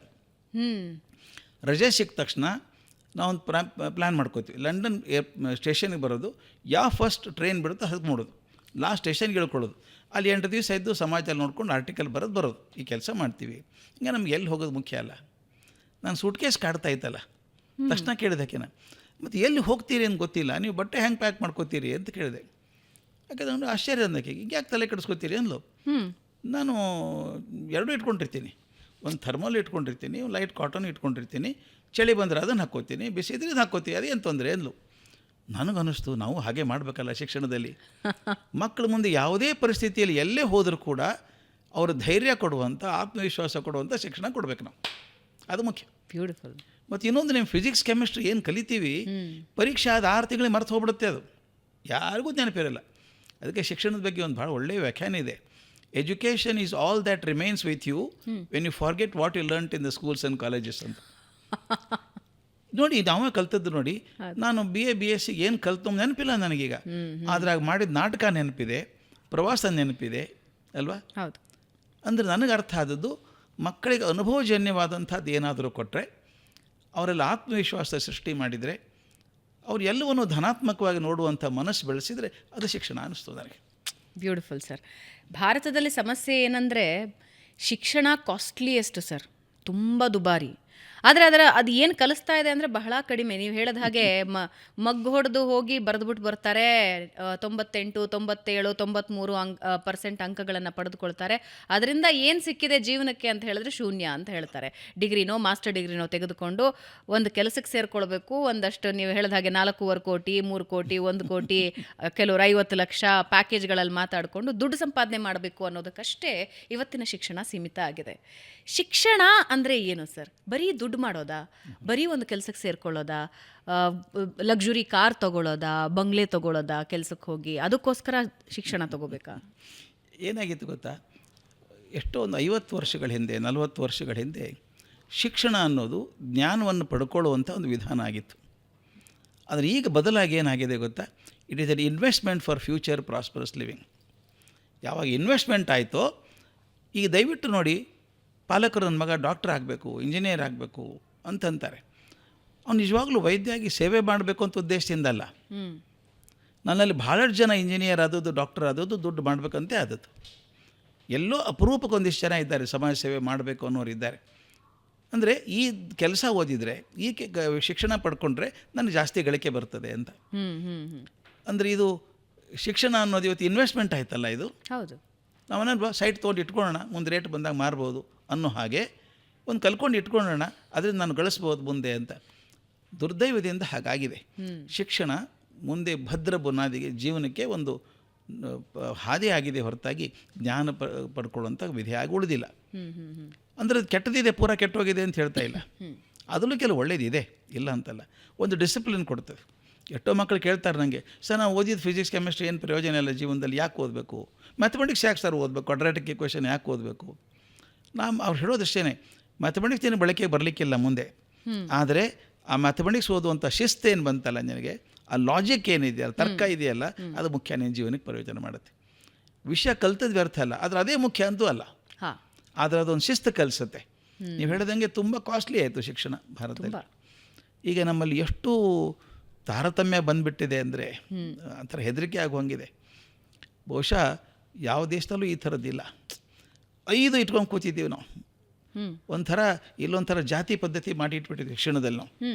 State board school, CBSE, ICSE, IGCSE, IB ಅದು ಬಂದಿದೆ. ಮೇಲಿನ 2 ಇಂಟರ್ನ್ಯಾಷನಲ್ ಕರಿಕ್ಯುಲಮ್ ಅಂತ. ಅಲ್ಲಿದ್ದವರೆಲ್ಲ ಹೀಗೆ ಮೇಲೆ, ಇವ್ರು ಕೆಳಗಿನವ್ರು. ಇದು ಯಾಕೆ ಮಾಡ್ತೀವಿ ನಾವು? ನಮ್ಮ ಮಕ್ಕಳು, ಇಡೀ ಭಾರತ ಮಕ್ಕಳು ಒಂದೇ ಕಲಿಬಾರ್ದ? ಬೇರೆ ಬೇರೆ ಶಾಲೆಯಲ್ಲಿ ಕಲೀರಿ. ಈಗ ಅಮೇರಿಕದ ರಾಷ್ಟ್ರಪತಿ ಮಗಳು ಕೂಡ ಅಥವಾ ಅವ್ರ ಡ್ರೈವರ್ ಮಗ ಕೂಡ ಒಂದೇ ಕರಿಕ್ಯುಲಮ್ ಕಲಿತಾರೆ, ಬೇರೆ ಬೇರೆ ಸ್ಕೂಲಲ್ಲಿ ಕಲಿಬೋದು, ಒಂದೇ ಕಲಿತಾರೆ. ಹಾಗೆ ವ್ಯವಸ್ಥೆ ನಮ್ಮಲ್ಲಿ ಆಗಲಿಲ್ಲ. ಸ್ಟೇಟಿಂದ CBSE ICSEಗೆ ಹೋಗ್ಬಿಟ್ರೆ ಮಕ್ಕಳು ಒದ್ದಾಡ್ಬಿಡ್ತಾರೆ ಸರ್. ಸುಧಾರ್ತಾರೆ. ಯಾಕಂದರೆ ಅಲ್ಲಿ ಏನಾಗಿದೆ ಗೊತ್ತಾ, ಕಾಂಪಿಟೇಷನ್ ಥರ ಆಗಿದೆ. ಹೌದು, ನಮ್ಮದು ಬೆಸ್ಟು ಅಂತ. ಬೆಸ್ಟು ಅನ್ನೋದು ಹೇಗಾಗಿದೆ ಗೊತ್ತಾ, ಎಲ್ಲಿ ಕರಿಕ್ಯುಲಮ್ ಜಾಸ್ತಿ ಇದೆಯೋ, ನಮ್ಮ ಹುಡುಗ ಇಷ್ಟು ದಪ್ಪ ಪುಸ್ತಕ ಓದ್ತಾನೆ ಅಂದರೆ ಭಾಳ ಒಳ್ಳೆ ಕರಿಕ್ಯುಲಮ್ ಅದು ಅಂತ. ಎಲ್ಲ ಭ್ರಮೆಗಳೆಲ್ಲ ಇವು, ಭ್ರಮೆಗಳು. ಆದರೆ ಬಂದುಬಿಟ್ಟಿದ್ದಾವು. ಹೀಗಾಗಿ ಪಾಲಕರು ಕೂಡ ನನ್ನ ಮಗ ಅಲ್ಲಿ ಹೋದ್ರೆ ವಾಸಿ, ಇಲ್ಲಿ ಹೋದ್ರೆ ವಾಸಿ ಅಂತ ಬರ್ತಾರೆ. ನಿಜವಾಗ್ಲೂ ನನಗೆ ಎಷ್ಟೋ ಸಲ ವಿಚಿತ್ರ ಅನಿಸುತ್ತೆ. ಒಂದೊಂದು ಸಲ ಮೊನ್ನೆ ದಿವಸ ಯಾರ ಹತ್ರ ಮಾತಾಡ್ತಾ ಇದ್ದೆ, ಸ್ಟೇಟ್ ಬೋರ್ಡಲ್ಲಿ ಪಾಸ್ ಆಗೋದು ಕಷ್ಟ, SSLC. CBSE ತುಂಬ ಸುಲಭ. ಜನ ಅನ್ಕೋತಾರೆ CBSE ಭಾಳ ಹೈ ಲೆವೆಲ್ಲು ಅಂತ ಅನ್ಕೋತೀವಿ ನಾವು, ICSE ಭಾಳ ಹೈ ಲೆವೆಲ್ ಅಂತ. ಇಲ್ಲಿ 80 ಮಾರ್ಕ್ಸ್ ಇದೆ ಥೇರಿ, 26 ಬರಲೇಬೇಕು, ಬರದೇ ಹೋದರೆ ಫೇಲ್ ಅವನು. ಅಲ್ಲಿ 6 ಮಾರ್ಕ್ ಬಂದರೆ ಸಾಕು, ನೀವು ಪಾಸ್ ಆಗ್ತೀರಿ. ಅದಕ್ಕೆ ನ್ಯಾಷನಲ್ ಅಗ್ರಿಗೇಟ್ ಏನು ಬರುತ್ತೆ CBSE, ಇದು 98%. ಇಲ್ಲಿ 70% ಬರಲ್ಲ. ಅದು ನಮ್ಮ ತಲೆಗೆ ಭ್ರಮೆ ಏನು, CBSE ಬೆಸ್ಟು, ICSE ಭಾಳ ಒಳ್ಳೆಯದು ಅಂತ ತಲೆಗೆ ಬಂದಿದೆ. ಆದರೆ ಪಾಸ್ ಆಗೋದು ಭಾಳ ಸುಲಭ, ಫೇಲ್ ಆಗೋದೇ ಕಷ್ಟ ಅಲ್ಲಿ. ಅದು ನಾವು ಕ್ರಿಯೇಟ್ ಮಾಡಿದ್ದೀವಿ, ಹಾಗೆ ಇಮೇಜಸ್ ಕ್ರಿಯೇಟ್ ಮಾಡಿದ್ದೀವಿ. ವ್ಯಾಪಾರೀಕರಣ ಮತ್ತು ಶಿಕ್ಷಣ ಇವತ್ತು ವ್ಯತ್ಯಾಸ ಏನಿಲ್ಲ ಸರ್. ವ್ಯಾಪಾರನೇ ಶಿಕ್ಷಣ ಆಗಿದೆ, ಶಿಕ್ಷಣನೇ ವ್ಯಾಪಾರ ಆಗಿದೆ. ಇದರ ಜೊತೆಗೆ ಪೋಷಕರದು ಸಮಸ್ಯೆ ಏನಂತಂದರೆ, ಯಾವುದು ಫೀಸ್ ಜಾಸ್ತಿ ಇರುತ್ತೋ ಅಲ್ಲಿ ಮಕ್ಕಳ ಎಜುಕೇಷನ್ ಬಹಳ ಚೆನ್ನಾಗಿರುತ್ತೆ. ಎಲ್ಲಿ ಒಂಚೂರು ಹೈಫೈ ಸ್ವಲ್ಪ ತೋರಿಕೆಯನ್ನು ತೋರಿಸ್ತಾರೋ, ಅಲ್ಲಿ ನೋಡಿ ಈ ರೀತಿ ವ್ಯವಸ್ಥೆ ಇದೆ, ನೋಡಿ ನಮ್ಮ ಟೇಬಲ್ಸು ಇಷ್ಟು ಡಿಫ್ರೆಂಟ್ ಆಗಿದೆ ಬೇರೆ ಸ್ಕೂಲ್ಗಳಿಗಿಂತ, ನಮ್ಮ ಚಾಕ್ ಬೋರ್ಡ್ ನೋಡಿ ಎಷ್ಟು ಡಿಫ್ರೆಂಟ್ ಆಗಿದೆ. ಅಂದರೆ ಯಾವುದು ಕಾಸ್ಟ್ಲಿ ಇದೆಯೋ ಅದೇ ದಿ ಬೆಸ್ಟ್ ಎಜುಕೇಷನ್. ನೀವೇ ಹೇಳಿದ ಹಾಗೆ CBSE ICSE the best education ಅಂತ ಅಂದುಕೊಳ್ತಾರೆ. ಪೋಷಕರ ಮೈಂಡ್ಸೆಟ್ ಯಾಕೆ ಹೀಗೆ? ಅಂದರೆ ಯಾವುದೇ ತಂದೆ ತಾಯಿಗೆ ತನ್ನ ಮಗುವಿಗೆ ದಿ ಬೆಸ್ಟಲ್ಲಿ ಬೆಸ್ಟ್ ಕೊಡಬೇಕು. ಅದು ಆಹಾರ ಆಗಿರಲಿ, ಬಟ್ಟೆ ಆಗಿರಲಿ, ಶಿಕ್ಷಣ ಆಗಿರಲಿ, ಎಲ್ಲವೂ ಹೌದು. ಆದರೆ ಶಿಕ್ಷಣ ಅನ್ನೋ ವಿಷಯ ಬಂದಾಗ ತಂದೆ ತಾಯಿನೂ ಒಂದು ರೀತಿ ಪಟ್ಟು ಹಿಡಿದು ಬಿಡ್ತಾರೆ ಅನಿಸುತ್ತೆ. ಅದು ಕಾರಣ ಇದೆ. ನಮಗೊಂದು ನಂಬಿಕೆ ಏನಂದರೆ, ಯಾವುದು ಹೆಚ್ಚು ಬೆಲೆ ಇದೆಯೋ ಅದು ಒಳ್ಳೆಯದು ಅಂತ. ನಾನು ತುಂಬ ಸಫರ್ ಆಗಿದ್ದೀನಿ ಅದರಿಂದ. ಹೇಗೆ? ನಾನು ಶಿಕ್ಷಕರ ತರಬೇತಿ ಶುರು ಮಾಡಿದೆ. ನನಗೆ ಬಹಳ ಕಾಳಜಿ ಇರೋದು ಹಳ್ಳಿಯಲ್ಲಿರುವಂಥ ಟೀಚರ್ಸ್. ಅವರು ಟ್ರೈನಿಂಗ್ ಮಾಡಬೇಕು. 3 ತಿಂಗಳ ಒಂದು ಫಿನಿಷಿಂಗ್ ಸ್ಕೂಲ್ ಫಾರ್ ಟೀಚರ್ಸ್ ಅಂತ ಮಾಡಿದೆ. ತುಂಬ ಚೆನ್ನಾಗಿರೋ ಪ್ರೋಗ್ರಾಮ್ ಅದು. 3 ತಿಂಗಳಿಗೆ ಅವರು ಊಟ ಕೊಟ್ಟು, ಕಾಫಿ ಕೊಟ್ಟು, ಸ್ಟಡಿ ಮೆಟೀರಿಯಲ್ ಎಲ್ಲ ಕೊಟ್ಟು, 3 ತಿಂಗಳು ಬೆಳಗ್ಗೆ 8:30 9 ಬಂದರೆ ಸಾಯಂಕಾಲ 6 ತನಕ ತರಬೇತಿ ಮಾಡ್ತಾಯಿದ್ವಿ. ಅವ್ರು ನಾನು ಫೀಸ್ ಚಾರ್ಜ್ ಮಾಡ್ತೀವಿ ಎಷ್ಟು, 4,000 ರೂಪಾಯಿ. ನಾನು ಊಟದ ಖರ್ಚು ಆಗ್ತಿರಲಿಲ್ಲ. ಅದು ಒಂದು ಸಲ ನನಗೆ ಎಂಥ ಶಾಕ್ ಆಯಿತು ಅಂದರೆ, ರಾಯಚೂರಿಂದ ಹುಡುಗ ಫೋನ್ ಮಾಡಿದ, ಸರ್ ಅದು ಪ್ರೋಗ್ರಾಮ್ ನೋಡಿದೆ ಸರ್ ನಾನು, ಅದು ಪ್ರೋಗ್ರಾಮ್ ಚೆನ್ನಾಗಿದೆಯಾ ಸರ್ ಅಂದ. ಯಾಕಪ್ಪ ತುಂಬ ಚೆನ್ನಾಗಿದೆಯಲ್ಲ ಅದು ಒಂದೇ, ಒಂದು 4,000 ಅಂತೆ ಸರ್. ಅಂದರೆ ನನಗೇನು ಅನ್ನಿಸ್ತು, ನಾನು ಅವ್ರಿಗೆ ಸಹಾಯ ಮಾಡೋದಕ್ಕೆ ಅಂತ ಹೇಳಿ ಕಮ್ಮಿ ಇಟ್ಟಿದ್ದೆ. ಲಾಸ್ ಮಾಡ್ಕೊಂಡು, ನಮ್ಮ ಸಂಸ್ಥೆಗೆ ಲಾಸ್ ಮಾಡ್ಕೊಂಡು ಮಾಡಿದ್ದು ನಾನು ಅದನ್ನು. ಊಟದ ಖರ್ಚೇ ಆಗಲ್ಲ ಏನು ಬಿಡಿ, ಫ್ಯಾಕಲ್ಟಿ ಮೆಂಬರ್ ಕಾಸ್ಟ್ ಎಲ್ಲ ಇಲ್ಲಿ ಬಿಟ್ಬಿಡಿ. ಅಂದರೆ ಜನಕ್ಕೆ ಏನಿದೆ ಅಂದರೆ, ಕಮ್ಮಿ ಚಾರ್ಜ್ ಮಾಡಿದ್ರೆ ಚೆನ್ನಾಗಿರಲಿಕ್ಕೆಲ್ಲ, ಅಷ್ಟಕ್ಕಷ್ಟೇ ಇರುತ್ತೆ ಅಂತ. ಅಂದರೆ ಆ ನಂಬಿಕೆ ಬಂದಿದೆ. ಪಾಲಕರು ಕೂಡ ಏನಾಗಿದೆ, ಮೊದಲಿನ ಹಾಗೆ 3-4 ಮಕ್ಕಳು ಯಾರಿಗೂ ಇಲ್ಲ. ಒಂದು ಮಗು, ಭಾಳ ಅಂದರೆ 2 ಮಕ್ಕಳನ್ನು ದುರ್ಬೀನ್ ಕೆಳಗಿಟ್ಟು ಬೆಳೆಸ್ತಾರೆ ಈಗ. ಮತ್ತು ಇನ್ನೊಂದು ಸ್ವಲ್ಪ ಗಳಿಕೆ ಚೆನ್ನಾಗಿರೋದು ಅಂದರೆ ಡಿಸ್ಪೋಸಬಲ್ ಇನ್ಕಮ್ ಇದೆ, ಸ್ವಲ್ಪ ದುಡ್ಡಿದೆ ಅವ್ರಿಗೇನು. ನಾನು ಸಣ್ಣವರಿದ್ದಾಗ ಸಿಗಲಿಲ್ಲ ಅದೇ ಅವಕಾಶ. ನನ್ನ ಮಗನಿಗೆ ಬೆಸ್ಟ್ ಸ್ಕೂಲ್ ಕೊಡಿಸ್ಬೋಣ. ಬೆಸ್ಟ್ ಸ್ಕೂಲ್ ಅಂದರೆ ಏನು ಬಿಲ್ಡಿಂಗ್ ರೀ ಅದು, ಇಟಾಲಿಯನ್ ಮಾರ್ಬಲ್ ಹಾಕಿದ್ದಾರೆ, ಆ ಟೀಚರ್ ಎಷ್ಟು ಚಂದವಾಗಿದ್ದಾರೆ, ಅವರು ಪ್ರಿನ್ಸಿಪಾಲ್ ಎಷ್ಟು ಇಂಗ್ಲೀಷ್ ಭರ್ಜರಿ ಮಾತಾಡ್ತಾರೆ ನೋಡಿ, ಆ ಫರ್ನಿಚರ್ ಹೇಗಿದೆ, ಅವ್ರ ಬಸ್ ಏರ್ ಕಂಡೀಷನ್ಡ್ ಅಂತೆ. ಇವು ಯಾವ ಶಿಕ್ಷಣಕ್ಕೆ ಸಂಬಂಧಪಟ್ಟದ್ದಲ್ಲ, ತಮಾಷೆ ಅಂದರೆ ಯಾವ ಶಿಕ್ಷಣಕ್ಕೆ ಸಂಬಂಧಪಟ್ಟದ್ದಲ್ಲ. ಆದರೆ ನಾವು ಇಂಪ್ರೆಸ್ ಆಗೋದು ಅದರಿಂದಾನೆ. ಅವ್ರು ಬ್ರೋಷರ್ ನೋಡಿದ್ರ ನೀವು, ಎಂಥದ್ದಿದೆ ಕಲರ್ ಬ್ರೋಷರ್ ಮಾಡಿದ್ದಾರೆ ಅವರು. ಅಂದರೆ ನಾವು ಯಾಕೆ ಮಾರು ಹೋಗ್ತೀವಿ ಅಂದರೆ, ದೊಡ್ಡ ಶಾಪಿಂಗ್ ಮಾಲಿಗೆ ಹೋದಾಗ ಭಾರಿ ಇಂಪ್ರೆಸ್ ಆಗಿಬಿಡ್ತೀವಿ. ಆ ಬೆಲೆ ಭಾಳ ಅನಿಸೋಲ್ಲ ನಮಗೆ. ಮತ್ತು ಸ್ವಲ್ಪ ದುಡ್ಡು ಇದೆಯಲ್ಲ, ಮತ್ತು ಇನ್ನೊಂದು ಹವ್ಯಾಸ ಏನು, ಪೇರೆಂಟ್ಸ್ ಕೆಟ್ಟವರಲ್ಲ ಅವರು. ಅವರಿಗೆ ನನ್ನ ಮಗಳಿಗೆ ನನಗೆ ಸಿಗದಾದಂಥದ್ದನ್ನು ಮಕ್ಕಳಿಗೆ ಕೊಡಬೇಕು ಅಂತ. ಮಾಲಲ್ಲಿ ಸಿಗೋ ಅದೇ ವಸ್ತು ಅರ್ಧ ಬೆಲೆಗೆ ಕಿರಾಣಿ ಅಂಗಡಿಯಲ್ಲಿ ಸಿಗುತ್ತೆ ಅಂದರೆ ನಾವು ಹೋಗಿ ತಗೊಳ್ಳಲ್ಲ. ಮತ್ತು ನಮ್ಮ ಸ್ವಭಾವ ಹೇಗಿದೆ ನೋಡಿ ಭಾವನವರೇ, ನೀವು 5 ಸ್ಟಾರ್ ಹೋಟೆಲ್ ಊಟಕ್ಕೆ ಹೋದಾಗ ಎಂದಾದರೂ ಚೌಕಾಸಿ ಮಾಡಿದ್ದೀರಾ, ಯಾಕಪ್ಪ ಇಷ್ಟು ರೇಟು ಕಮ್ಮಿ ಮಾಡಲ್ವಾ ಅಂತ ಎಂದೂ ಕೇಳಲ್ಲ. ಮತ್ತು ಮ್ಯಾಲೆ ಟಿಪ್ ಇಟ್ಟು ಬರ್ತೀವಿ ಒಂದು 500 ರೂಪಾಯಿ. ಆದರೆ ಮನೆ ಹತ್ರ ಕೊತ್ತಂಬರಿ ಮಾರೋಕ್ಕೆ ಬಂದವಳ ಹತ್ರ ಚೌಕಾಸಿ ಮಾಡಿ, ಯಾಕಮ್ಮ 30 ರೂಪಾಯಿ 20 ರೂಪಾಯಿ ಕೊಡಲ್ಲ, ಕರ್ಬೇವು ಫ್ರೀ ಕೊಡೋಕೆ ಬರೋದು 10 ರೂಪಾಯಿ. ಅದನ್ನು ಚೌಕಾಸಿ ಮಾಡ್ತೀವಿ. ನಮ್ಮ ಸ್ವಭಾವನೇ ಹೇಗಿದೆ, ಎಲ್ಲಿ ಕಮ್ಮಿ ಬೆಲೆ ಅನಿಸುತ್ತೋ ಅಲ್ಲಿ ಚೌಕಾಸಿ ಮಾಡ್ತೇವೆ. ತುಂಬ ಬೆಲೆ ಇದ್ದಲ್ಲಿ ಮಾತೇ ಆಡಲ್ಲ. ಅಲ್ಲಿ ವರ್ಷಕ್ಕೂ 6 ಲಕ್ಷ 8 ಲಕ್ಷ 9 ಲಕ್ಷ ಚಾರ್ಜ್ ಮಾಡುವಂಥ ಶಾಲೆಗಳಿದ್ದಾವೆ. ಅಲ್ಲಿ ಹೋಗಿ ಒಬ್ಬರಾದರೂ ಬಾರ್ಗೇನ್ ಮಾಡ್ತಾರೆ 1 ಲಕ್ಷ ಕಮ್ಮಿ ಮಾಡಿ ಅಂತ. ಯಾಕಾಗಲ್ಲ? 2 ಕಾರಣಕ್ಕೆ. ಅಲ್ಲಿ ಹೋಗೋರೇ ಅಂಥವ್ರು, ಅದು ದುಡ್ಡು ಇರೋರು ಇದ್ದಾರೆ. ದುಡ್ಡಿನೇನು ಚಿಂತೆ ಇಲ್ಲ ಅವ್ರಿಗೆ, 1 ಲಕ್ಷ ಹೆಚ್ಚಾದರೂ ಅಷ್ಟೇ ಕಮ್ಮಿ ಆದರೂ ಅಷ್ಟೇ. ಮತ್ತು ಕೇಳಿದ್ರೆ ಮರ್ಯಾದೆ ಹೋಗ್ಬಿಡುತ್ತಲ್ಲ ಅಂತ ದೊಡ್ಡ ಶಾಲೆ ಮುಂದೆ ಕೇಳೋದು ಹೇಗೆ? ಆದರೆ ಕೇಳೋದ್ರೆ ಸಣ್ಣ ಸಣ್ಣ ಶಾಲೆಯಲ್ಲೇ ಕೇಳೋದು. ಏನು ರೀ 15,000 ಅಂತೆ, 10,000 ಮಾಡಿ. ನಮ್ಮ ಸ್ವಭಾವ ಆಗಿದೆ. ಯಾವುದು ಕಮ್ಮಿ ಬೆಲೆಯೋ ಅಷ್ಟು ಕನಿಷ್ಠವಾದದ್ದು, ಯಾವುದು ಹೆಚ್ಚಿನ ಬೆಲೆಯೋ ಅದು ಭಾಳ ಒಳ್ಳೆಯದು, ಶ್ರೇಷ್ಠ ಮಟ್ಟದ್ದು ಅಂತ ಅಂದ್ಕೊಂಡಿದ್ದೀವಿ. ಅದಲ್ಲ, ಅದು ಗೊತ್ತಾಗಬೇಕಾದ್ರೆ ಪಾಲಕರಿಗೆ ಟೈಮ್ ತೊಗೊಳುತ್ತೆ. ಸುಮಾರು ಎಷ್ಟು ಪರ್ಸೆಂಟೇಜಿನ ಶಿಕ್ಷಣ ಸಂಸ್ಥೆಗಳು ದಿ ಬೆಸ್ಟ್ ಎಜುಕೇಷನ್ ಕೊಡ್ತಾವೆ, ಅಂದರೆ ಸರಿಯಾದ ರೀತಿಯ ಶಿಕ್ಷಣ ಕೊಡ್ತಾವೆ ಸರ್? ಏಕೆಂದರೆ ಕೆಲವೊಂದು ಕಂಪ್ಲೇಂಟ್ಸ್ ಏನು ಬರುತ್ತವೆ ಅಂತ ಹೇಳಿದ್ರೆ ದುಡ್ಡು ತಗೊಳ್ತಾರೆ, ಆದರೆ ಶಿಕ್ಷಣದ ಪ್ರಮಾಣ ಅಷ್ಟು ಚೆನ್ನಾಗಿರಲ್ಲ ಅಂತ. ಆಮೇಲೆ ತಂದೆ ತಾಯಿ ಈ ದೊಡ್ಡ ದೊಡ್ಡ ಶಾಲೆಗಳ ಕಡೆ ಯಾಕೆ ಮುಖ ಮಾಡಿ ನೋಡ್ತಾರೆ ಅಂದರೆ ಚಿಕ್ಕ ಶಾಲೆಗಳಲ್ಲಿ ಫೆಸಿಲಿಟೀಸ್ ಕೊರತೆ ಇರುತ್ತೆ ಮತ್ತು ಶಿಕ್ಷಣನೂ ಅಷ್ಟಕ್ಕಷ್ಟೇ ಅಂತ. ನೀವು ನೋಡಿದ ಹಾಗೆ ಶಾಲೆಗಳು ಯಾವ ಮಟ್ಟಕ್ಕೆ ಪರ್ಫಾರ್ಮ್ ಮಾಡ್ತಾ ಇವೆ? ಈಗ ಒಂದು ಆವ್ರೇಜ್ ನೀವು ಹೇಳ್ದಂಗೆ 15,000 ರೂಪಾಯಿ ತೊಗೊಳ್ಳುವಂತಹ ಒಂದು ಶಾಲೆನೇ ಅಂದ್ಕೊಳ್ಳಿ. ನನ್ನ ಪ್ರಕಾರ ಹೇಳೋದಾದರೆ ಭಾಳ ಜನರಲೈಸ್ ಆಗುತ್ತೆ ಅಂತಲ್ಲ. ಕೆಲವು ಶಾಲೆಗಳು ಯಾವ ಫೀಸ್ ಕಮ್ಮಿ ಇಟ್ಕೊಂಡು ಮಾಡ್ತಾ ಇದ್ದಾರೋ ಅವರೇ ನಿಜವಾಗಿ ಕೆಲಸ ಮಾಡ್ತಿದ್ದಾರೆ. ಯಾಕಂದರೆ ಅವರಿಗೆ ಬದುಕಬೇಕು.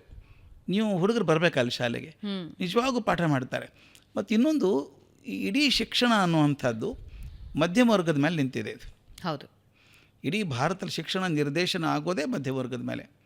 ಮಧ್ಯಮ ಶಿಫ್ಟ್ ಆಗ್ತಾ ಇದೆ ಮಧ್ಯಮ ವರ್ಗ ಸ್ವಲ್ಪ. ಈಗ ಹೈಯರ್ ಮಧ್ಯಮ ವರ್ಗ, ಉತ್ತಮ ಮಧ್ಯವರ್ಗ, ಶ್ರೇಷ್ಠ ಮಧ್ಯಮ ಹಾಗೆ ಬಂದಿದ್ದಾರೆ. ಅವ್ರು ತೀರ್ಮಾನ ಮಾಡುವಂಥ ಅದು 60-62% ಇದ್ದಾರೆ. ಅವರು ತುಂಬ ಶ್ರೀಮಂತರು ಏನು ಮಾಡ್ತಾರೆ, ಚೆನ್ನಾಗಿಲ್ಲ ಅಂದ್ರೆ ಇಂಗ್ಲೆಂಡಿಗೆ ಕಳಿಸ್ಬಿಟ್ರಿ, ಅಮೆರಿಕಕ್ಕೆ ಹೋಗಲಿ ಅವನ ಮಗ ಏನಂತಾರೆ, ಅವ್ರ ಚಿಂತೆ ಇಲ್ಲ.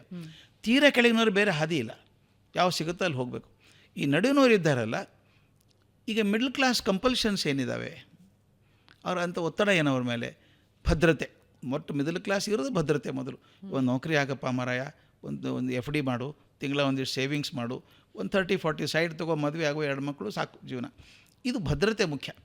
ಹಾಗಿರುವಾಗ ಭದ್ರತೆ ಸಿಗಬೇಕಾದ್ರೆ ಏನು ಮಾಡ್ತಾರೆ ಅವರು, ಈ ಮಿಡ್ಲ್ ಕ್ಲಾಸಲ್ಲಿ ಇರುವಂಥ ಶಾಲೆಗಳೇನಿದ್ದಾವೆ, ಮಿಡ್ಲ್ ಲೆವೆಲ್ ಸ್ಕೂಲ್ಸ್ಗಳು ನಿಜವಾಗಲೂ ಕೆಲಸ ಮಾಡ್ತಿದ್ದಾರೆ. ಓಕೆ. ಅಂದರೆ ನನಗನ್ಸೋಟ್ಟಿಗೆ ನಾನೊಂದು 30% ಅಂತ ಹೇಳ್ಬೋದು. ಅವರು ನಿಜವಾಗ್ಲೂ ಪ್ರಯತ್ನ ಮಾಡ್ತಿದ್ದಾರೆ. ಯಾಕಂದರೆ ಅವ್ರು ಕಷ್ಟದಲ್ಲೇ ಬಂದವರು, ಕಷ್ಟವನ್ನು ಕಂಡವರು. ಈ ಮಕ್ಕಳು ನೋಡಿ ಮನಸ್ಸು ಮರುಗತ್ತೆ ಅವ್ರದ್ದು, ಹಾಗೆ ಮಾಡಬೇಕು ಅಂತಾರೆ.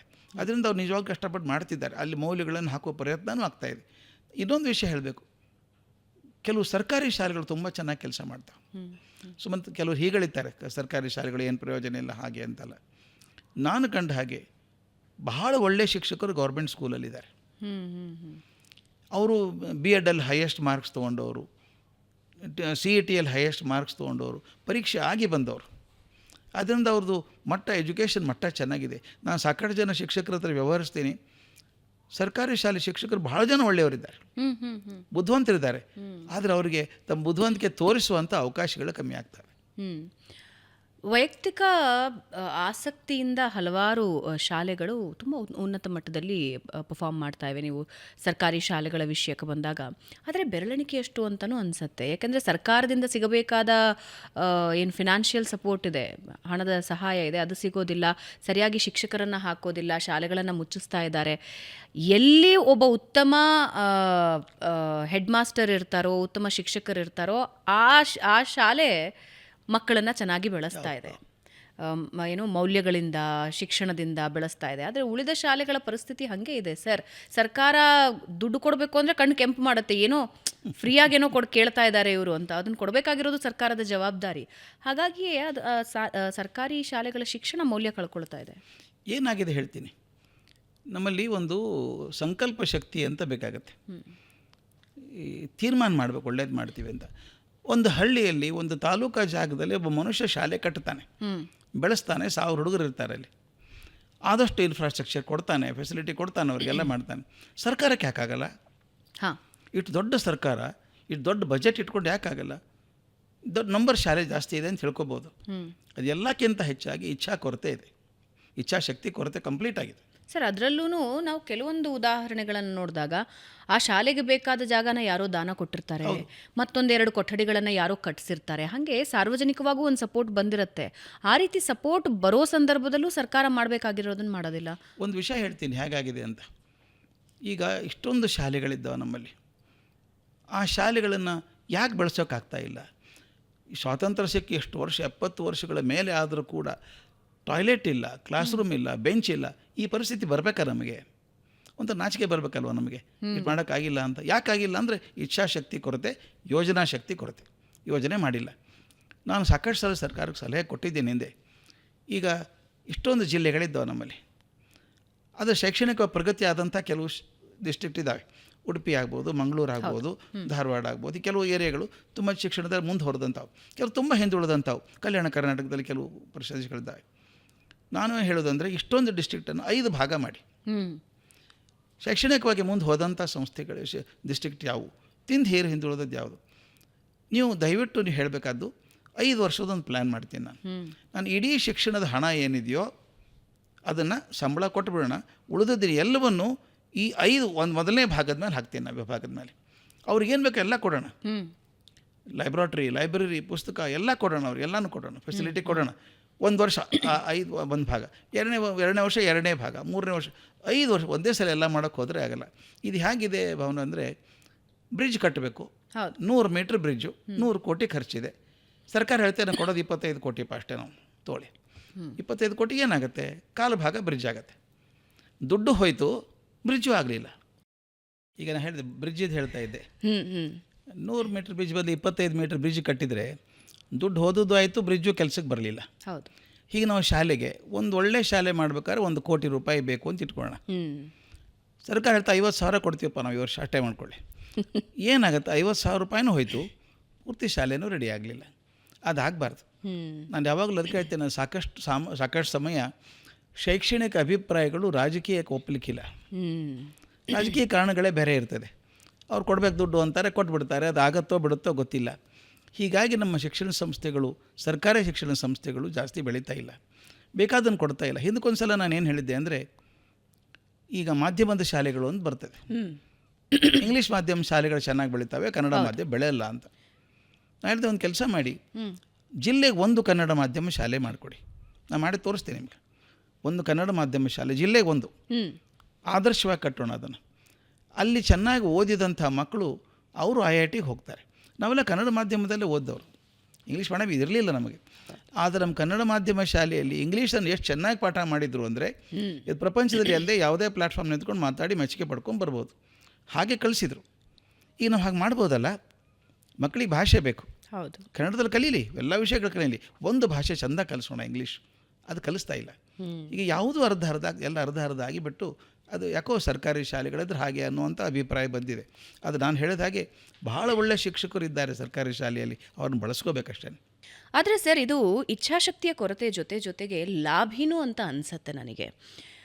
ನಾವು ಯಾವುದೇ ಜಿಲ್ಲೆಗೆ ಭೇಟಿ ಕೊಟ್ಟಾಗಲೂ ಕೂಡ ದಿ ಬೆಸ್ಟ್ ಎಜುಕೇಷನ್ ಇನ್ಸ್ಟಿಟ್ಯೂಷನ್ ಯಾವುದಿದೆ ಅಂದರೆ ಅದು ಯಾವುದೋ ಒಬ್ಬ ಉದ್ಯಮಿದಿರುತ್ತೆ ಅಥವಾ ಪೊಲಿಟಿಷಿಯನ್ದಿರುತ್ತೆ. ಈಗ ಕನ್ನಡ ಶಾಲೆಗಳನ್ನು ಅಥವಾ ಸರ್ಕಾರಿ ಶಾಲೆಗಳನ್ನು ಉದ್ಧಾರ ಮಾಡಿದ್ರೆ ಅಲ್ಲಿಗೆ ಹೋಗೋರು ಯಾರು? ನನಗೆ ಈ ಪ್ರಶ್ನೆ ಯಾವಾಗಲೂ ಕಾಡುತ್ತೆ. ಅಲ್ಲ, ಇನ್ನೊಂದು ಹೇಳ್ತೀನಿ, ಅದು ಯಾಕೆ ಬಂತು ಅಂತ ಸ್ವಲ್ಪ ಹುಡ್ಕೋಣ. ಇಂಗ್ಲೀಷ್ ಮಾಧ್ಯಮ ಯಾಕೆ ಹುಚ್ಚಾಯ್ತು ಜನಕ್ಕೆ? ಮೂಲಕ್ಕೆ ಹೋಗಿ ತೋರಿಸ್ತೀನಿ ನಾನು ನಿಮ್ಗೆ ಹೇಗೆ ಅಂತ. ಇದೆಲ್ಲ ಶುರು ಆದದ್ದು ಒಂದು ರೀತಿ 1980ನೇ ಇಸ್ವಿ ಸುತ್ತಮುತ್ತಲ. ಈ IT ಕಂಪನಿ ಶುರು ಆಯಿತು ಬರೋದಕ್ಕೆ. ಹೌದು. BSc ಆದ ಹುಡುಗನಿಗೆ ಒಂದು 5,000 6,000 ಸಂಬಳ ಸಿಗ್ತಾಯಿತ್ತು. ಅದು ಇಂಜಿನಿಯರಿಂಗ್ ಆದ ಹುಡುಗ IT ಕಂಪನಿ 25,000 ಕೊಡ್ತಾಯಿದ್ರು. ಈ ಮಧ್ಯಮ ವರ್ಗದ ಪಾಲಕರಿಗೆ ಆಶ್ಚರ್ಯ. ನೋಡಿ, ಅವನು BSc ಆದರೆ 5,000 ಅಂತೆ, BE ಆದರೆ 25,000 ಅಂತೆ, ನೀನು BE ಆಗು ಅನ್ನೋದು ಇಂಜಿನಿಯರ್ ಆಗ್ಬೇಕಂತಲ್ಲ, ಸಂಬಳ ಜಾಸ್ತಿ ಬರುತ್ತೆ ಹೋಗು ಅಂತ. ಏನಾಯ್ತು, ಹುಡುಗ ಸೇರಿಕೊಂಡವನು ಅಮೇರಿಕಕ್ಕೆ ಹೋಗ್ಬಿಟ್ಟ 2 ವರ್ಷಕ್ಕೆ. ಅಪ್ಪ ಅಮ್ಮ ನಂಬ್ಕೊಂಡೇ ಇರಲಿಲ್ಲ ನನ್ನ ಮಗ ಅಮೇರಿಕಕ್ಕೆ ಹೋಗ್ತಾನೆ ಅಂತ. ಅಲ್ಲಿಗೆ ಹೋಗಿ ಅಪ್ಪ ಅಮ್ಮನ ಕರೆಸ್ಕೊಂಡ, ಕಾರಲ್ಲಿ ಸುತ್ತಾಡಿಸ್ದ. ಅವ್ರಿಗನ್ನಿಸ್ತು, ಇದೇ ಅಪ್ಪ ನಿಜವಾಗಿ ಸ್ವರ್ಗ, ನೀ ಕಾಡ್ಕೊ ಇಂಗ್ಲೀಷ್ ಮೇಲೆ. ಅವಾಗೇನಾಯಿತು, ನಾವು ಭಾಳಷ್ಟು ನಮ್ಮ IT ಕಂಪ್ನಿ ಕೆಲಸ ಮಾಡೋದು ಲೇಬರ್ ಕೆಲಸ, ಅದು ವೈಟ್ ಕಾಲರ್ ಲೇಬರ್ ಅಷ್ಟೇ. ಅವ್ರ ಕೆಲಸ ನೀವು ಮಾಡಿಕೊಡ್ತೀರಿ ಅವ್ರಿಗೆ ಇಂಗ್ಲೀಷ್ ಬೇಕು. ಹೌದು. ಅದಕ್ಕೆ ಇವ್ರೇನು ಶುರು ಮಾಡಿದ್ರು ಕಂಪ್ನಿಯವರು, ಇಂಗ್ಲೀಷ್ ಬಂದರೆ ಮಾತ್ರ ತೊಗೋತೀವಿ, ಅದು ತೊಗೊಳ್ಳಲ್ಲ ನಮ್ಮನ್ನು ಅಂತ ಶುರು ಮಾಡಿದರು. ನನಗೆ ಅಲ್ಲಿ ಹೋಗಬೇಕಾಗಿರೋದ್ರಿಂದ, ಆ ಇಂಜಿನಿಯರಿಂಗ್ ಪಡ್ಕೊಳ್ಬೇಕಾಗಿರೋದ್ರಿಂದ, ಇಂಗ್ಲೀಷ್ ಬರದೆ ಅದು ಸಿಗೋಲ್ಲ ಅಂತ ಆಗಿರೋದ್ರಿಂದ ನನಗೆ ಇಂಗ್ಲೀಷ್ ಬೇಕಾಯಿತು. ಇಂಗ್ಲೀಷ್ಗೋಸ್ಕರ ಇಂಗ್ಲೀಷ್ ಅಲ್ಲ ಅದು. ಇವತ್ತಿಗಾದರೂ ಎಷ್ಟೋ ನಮ್ಮ ಇಂಜಿನಿಯರ್ಸ್ ಇಂಗ್ಲೀಷ್ ಕೆಟ್ಟದಾಗೇ ಇದೆ, ಅದರ ವ್ಯವಹಾರ ಮಾಡುವಷ್ಟು ಕಲ್ತ್ಕೊಂಡಿದ್ದಾರೆ. ಹಾಗಾಗಿ ಜನಕ್ಕೆ ಏನು ಭ್ರಮೆ ಬಂತು, ಅಗೇನ್ ಮಿಡಲ್ ಕ್ಲಾಸ್ ಹೇಳ್ಬೇಕು ನಾನು. ಅವ್ರೇನು ಮಾಡಿದರು, ನೀ ಅಲ್ಲಿ ಹೋಗೋ ಜಾಸ್ತಿ ಸಂಬಳ ಬರುತ್ತೆ, 5,000ಕ್ಕೆ 25,000 ಬರುತ್ತೆ. ಅದು 25,000 ಲಕ್ಷ ಆಯಿತು, 2 ಲಕ್ಷ 3 ಲಕ್ಷ ಆಗ್ಬಿಟ್ಟು ಸಂಬಳ ಕಲ್ಪನೆ ಮಾಡೋಕ್ಕೆ ಸಾಧ್ಯ ಇಲ್ಲ. ಆ ಬೆಳವಣಿಗೆ ಏರ್ತಲ್ಲ, ತುಂಬ ತಾರತಮ್ಯ ಆಯಿತು, ಸಂಬಳ ವ್ಯತ್ಯಾಸ. ಅದಕ್ಕೆ ಮಿಡ್ಲ್ ಕ್ಲಾಸ್ ಬಂದು ಏನು ಮಾಡೋಕ್ಕೆ ಶುರು ಮಾಡಿದರು, ಇಂಜಿನಿಯರಿಂಗ್ ಹೋಗಿ ನೀನು, ಇಂಗ್ಲೀಷ್ ಕಲ್ತ್ರೆ ಆಗುತ್ತೆ, ಅದು ಇಂಗ್ಲೀಷ್ ಮೀಡಿಯಮ್ ಸ್ಕೂಲಿಗೆ ಹೋಗು. ಅದನ್ನು ವ್ಯಾಪಾರಿ ಮನೋಬುದ್ಧಿ ಇದ್ದಂಥ ಕೆಲವರು ಏನು ಮಾಡಿದರು, ಬಂಡವಾಳ ಮಾಡಿಕೊಟ್ರು. ನೋಡಯ್ಯ, ಕನ್ನಡ ಮೀಡಿಯಮ್ ಆದರೆ ನಿನ್ನ ಕೆಲಸ ಸಿಗಲ್ಲ, ಕನ್ನಡ ಅನ್ನದ ಭಾಷೆ ಅಲ್ಲ, ಹುಚ್ಚರಂಗೆ ಮಾತಾಡಿದರು. ಇಂಗ್ಲೀಷ್ ಅನ್ನದ ಭಾಷೆ, ಮೂರ್ಖತನದ ಮಾತದು. ಸರ್, ಇವತ್ತು ಮನೆ ಭಾಷೆ ಆಗ್ಬಿಡ್ತಾ ಇದೆ ಸರ್. ಹಾಗೆ ಆಗಿದೆ. ಇಂಗ್ಲಿಷು ತಂದೆ ತಾಯಿ ತಮ್ಮ ಮಕ್ಕಳ ಹತ್ರ ಅಪ್ಪಿ ತಪ್ಪಿ ಕನ್ನಡ ಮಾತಾಡೋದಿಲ್ಲ. ಆ ಮಗುಗೆ ಕನ್ನಡವೇ ಗೊತ್ತಿಲ್ಲ. ಇವರು ಏನು ಕೂಡ ಹೇಳಿದ್ರೆ ಗೊತ್ತಾದ ಕೇಳಿದಾಗ, ಇಲ್ಲ ನಮಗ ಇಂಗ್ಲೀಷ್ ಕಲಿಬೇಕಲ್ವಾ, ಮಾಡಿದ್ರೆ ಕನ್ನಡ ಮಾತಾಡಿದರೆ ಅವ್ನಿಗೆ ಇಂಗ್ಲೀಷ್ ಸರಿಯಾಗಿ ಬರಲ್ಲ, you should not talk in Kannada ಅಂತಾರೆ ನಮ್ಮ ಎದುರುಗಡೆನೆ ಹೇಳ್ತಾರೆ. ಅಂದರೆ ಅದು ಎಷ್ಟು ತಪ್ಪು ಬಂತು ಅಂದರೆ, ಮತ್ತು ಕಾರಣ ಏನು ಗೊತ್ತಾ, ಇಂಗ್ಲೀಷ್ ತೊಗೊಂಡು ನಿನಗೆ ಕೆಲಸ ಸಿಗುತ್ತೆ ಅಂತ. ಭಾರಿ ದೊಡ್ಡ ತಪ್ಪದು, ಭಾರಿ ದೊಡ್ಡ ತಪ್ಪು. ಭ್ರಮೆಯನ್ನು ಕ್ರಿಯೇಟ್ ಮಾಡಿದ್ದೀವಿ ನಾವು, ಇಂಗ್ಲೀಷ್ ಅನ್ನದ ಭಾಷೆ ಅಂತ. ಕನ್ನಡ ಕೂಡ ಅನ್ನದ ಭಾಷೆನೇ. ಆದರೆ ಕನ್ನಡ ಜೊತೆಗೆ ಇಂಗ್ಲೀಷ್ ಭಾಷೆ ಕಲ್ತ್ಕೊಳ್ಳಿ, ಅದ್ರ ಬಗ್ಗೆ ದ್ವೇಷ ಏನೂ ಇಲ್ಲ ನನಗೆ. ಆದರೆ ಕನ್ನಡವನ್ನು ಬಿಟ್ಟು ಇಂಗ್ಲೀಷ್ ಮಾಡೋದಿದೆಯಲ್ಲ, ಅದು ತಪ್ಪಾಗುತ್ತೆ. ಈ ಕನ್ನಡ ಮತ್ತು ಇಂಗ್ಲೀಷ್ ನಡುವಿನ ತಾರತಮ್ಯದ ಸಂಘರ್ಷ ಇದೆಯಲ್ಲ ಸರ್, ಇದನ್ನು ಮುಖ್ಯವಾಗಿ ಎದುರಿಸೋರು ಸರ್ಕಾರಿ ಶಾಲೆಗಳಿಂದ ಅಥವಾ ಕನ್ನಡ ಶಾಲೆಗಳಿಂದ ಮುಂದಕ್ಕೆ ಹೋಗೋರು, ಅಂದರೆ ಡಿಗ್ರಿ ಮಾಡೋರು ಅಥವಾ ಇನ್ನೂ ಸ್ನಾತಕೋತ್ತರಕ್ಕೆ ಹೋಗೋರು, ಅವರು ಈ ಸಂಘರ್ಷನ ಎದುರಿಸಬೇಕಾಗತ್ತೆ. ಅಥವಾ ಬೇಡ, PU ಕಾಲೇಜ್ಗಳಿಗೆ ಹೋದಾಗಲೂ ಈ ಸಂಘರ್ಷ ಇರುತ್ತೆ. ಕನ್ನಡ ಮೀಡಿಯಮಲ್ಲಿ ಓದ್ತಿರ್ತಾರೆ, ಏಕದಮ್ ಅವರನ್ನು ಸಿಟಿಗೆ ಕರ್ಕೊಂಬಂದು ಒಂದು ಕಾಲೇಜಿಗೆ ಹಾಕ್ತಾರೆ. ತುಂಬ ದೊಡ್ಡ ತೊಳಲಾಟ ಇರುತ್ತೆ ಸರ್, ಆಗ ಒಂದು ದೊಡ್ಡ ಸಂಘರ್ಷ ಅದು. ಹೌದು. ಇನ್ನೊಂದು ತಾವು ಗಮನಿಸಬೇಕು, ಕನ್ನಡ ಕೂಡ ಸರಿಯಾಗಿ ಕಲ್ತಿಲ್ಲ ಅವರು. ಅದು ಹೇಳ್ದೆ ನಾನು, ಕನ್ನಡವನ್ನಾದರೂ ಚೆನ್ನಾಗಿ ಕಲಿಬೇಕಾಗಿತ್ತು, ಅದು ಕಲೀಲಿಲ್ಲ. ಅಷ್ಟಕ್ಕಷ್ಟೇ ಇಂಗ್ಲೀಷ್ ಅಂತೂ ಕಲಿಸ್ಲಿಲ್ಲ. ಒಂದೇ ಸಲ ನಾನು ಬೇರೆ ಕಾಲೇಜಿಗೆ ಬಂದಾಗ, ಮಾಧ್ಯಮ ಚೇಂಜ್ ಆದಾಗ ನನಗೆ ಸ್ವಲ್ಪ ದಿವಸ ಒದ್ದಾಟ ಆಗುತ್ತೆ, ಅರ್ಥವೇ ಆಗಲ್ಲ ಅದೇನಾಯಿತು ಅಂತ. ಹುಡುಗರು ತುಂಬ ತೊಳಲಾಡ್ತಾರೆ. ನಾನು ನೋಡಿದ್ದೀನಿ, ಹಿಂದುಳಿದ ಪ್ರದೇಶಗಳಿಂದ ಬರುವಂಥ ಮಕ್ಕಳು ಜಾಸ್ತಿ ಜನ ಫೇಲ್ ಆಗೋದು ಇಂಗ್ಲೀಷಲ್ಲೇ, ಇಂಗ್ಲೀಷಲ್ಲಿ ಗಣಿತಲ್ಲೇ ಫೇಲ್ ಆಗೋದು. ಯಾಕಂದರೆ ಇಂಗ್ಲೀಷ್ ಗೊತ್ತಿಲ್ಲ. ಅದು ನಾನು ಹೇಳೋದು, ಕನ್ನಡ ಮಾಧ್ಯಮ ಶಾಲೆಗಳಲ್ಲಿ ಕೂಡ ಇಂಗ್ಲೀಷನ್ನು ಒಂದು ಒಳ್ಳೆಯ ಭಾಷೆಯನ್ನು ಕಲಿಸ್ಬೇಕು. ಒಂದು ಪ್ರಯೋಗದ ಬಗ್ಗೆ ಹೇಳಿಬಿಡ್ತೀನಿ ನಾನು. ನಿನ್ನಿಲ್ಲಿ ಮೊನ್ನೆ ಅಲ್ಲೇ ಇದ್ದೆ ನಾನು, ಅಳ್ವಾಸ್ ಶಾಲೆಗೆ ಹೋಗಿದ್ದೆ, ಮೂಡುಬಿದ್ರೆಗೆ. ನಾನು ಮೋಹನ್ ಅಳ್ವಾ ಒಂದು ಕ್ರಾಂತಿ ಮಾಡಿದ್ದಾರೆ. ಅಲ್ಲಿ ಕನ್ನಡ ಮಾಧ್ಯಮ ಶಾಲೆ ಮಾಡಿದ್ದಾರೆ ಒಂದು, ಹೋಗಿ ಬಂದೆ ಮೊನ್ನೆ. ಕನ್ನಡ ಮಾಧ್ಯಮ ಶಾಲೆ ಅದು. ನೀವು ನಂಬ್ತೀರಾ, ಅದಕ್ಕೆ ಎಂಟ್ರೆನ್ಸ್ ಎಕ್ಸಾಮಿನೇಷನ್ ಮಾಡ್ತಾರೆ ಅವರು. 180 200 ಸೀಟ್ ಇರಬೇಕು ಅದಕ್ಕೆ. ಈ ವರ್ಷ 18,000 ಮಂದಿ ಪರೀಕ್ಷೆ ತೊಗೊಂಡಿದ್ದಾರೆ.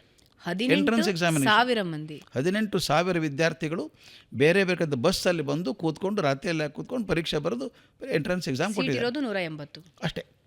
ಅಷ್ಟು ಸೀಟಿಗೆ ಇಷ್ಟು ಅಂದರೆ ಏನಾಯಿತು, ತೊಂದರೆ ಇಲ್ಲ. ಕನ್ನಡ ಮಾಧ್ಯಮ ಶಾಲೆಗಳನ್ನು ಮಾಡೋದಕ್ಕೆ ಹೇಗೆ ನಡೆಸಬೇಕು ಹಾಗೆ ನಡೆಸಬೇಕು. ಅದನ್ನು ಚೆನ್ನಾಗಿ ನಡೆಸಿದ್ರೆ ಕನ್ನಡ ಶಾಲೆಗಳು ಕೂಡ ಇಂಗ್ಲೀಷ್ ಮಾಧ್ಯಮ ಶಾಲೆಗಳಕ್ಕಿಂತ ಚೆನ್ನಾಗಿ ಕೆಲಸ ಮಾಡ್ಬೋದು.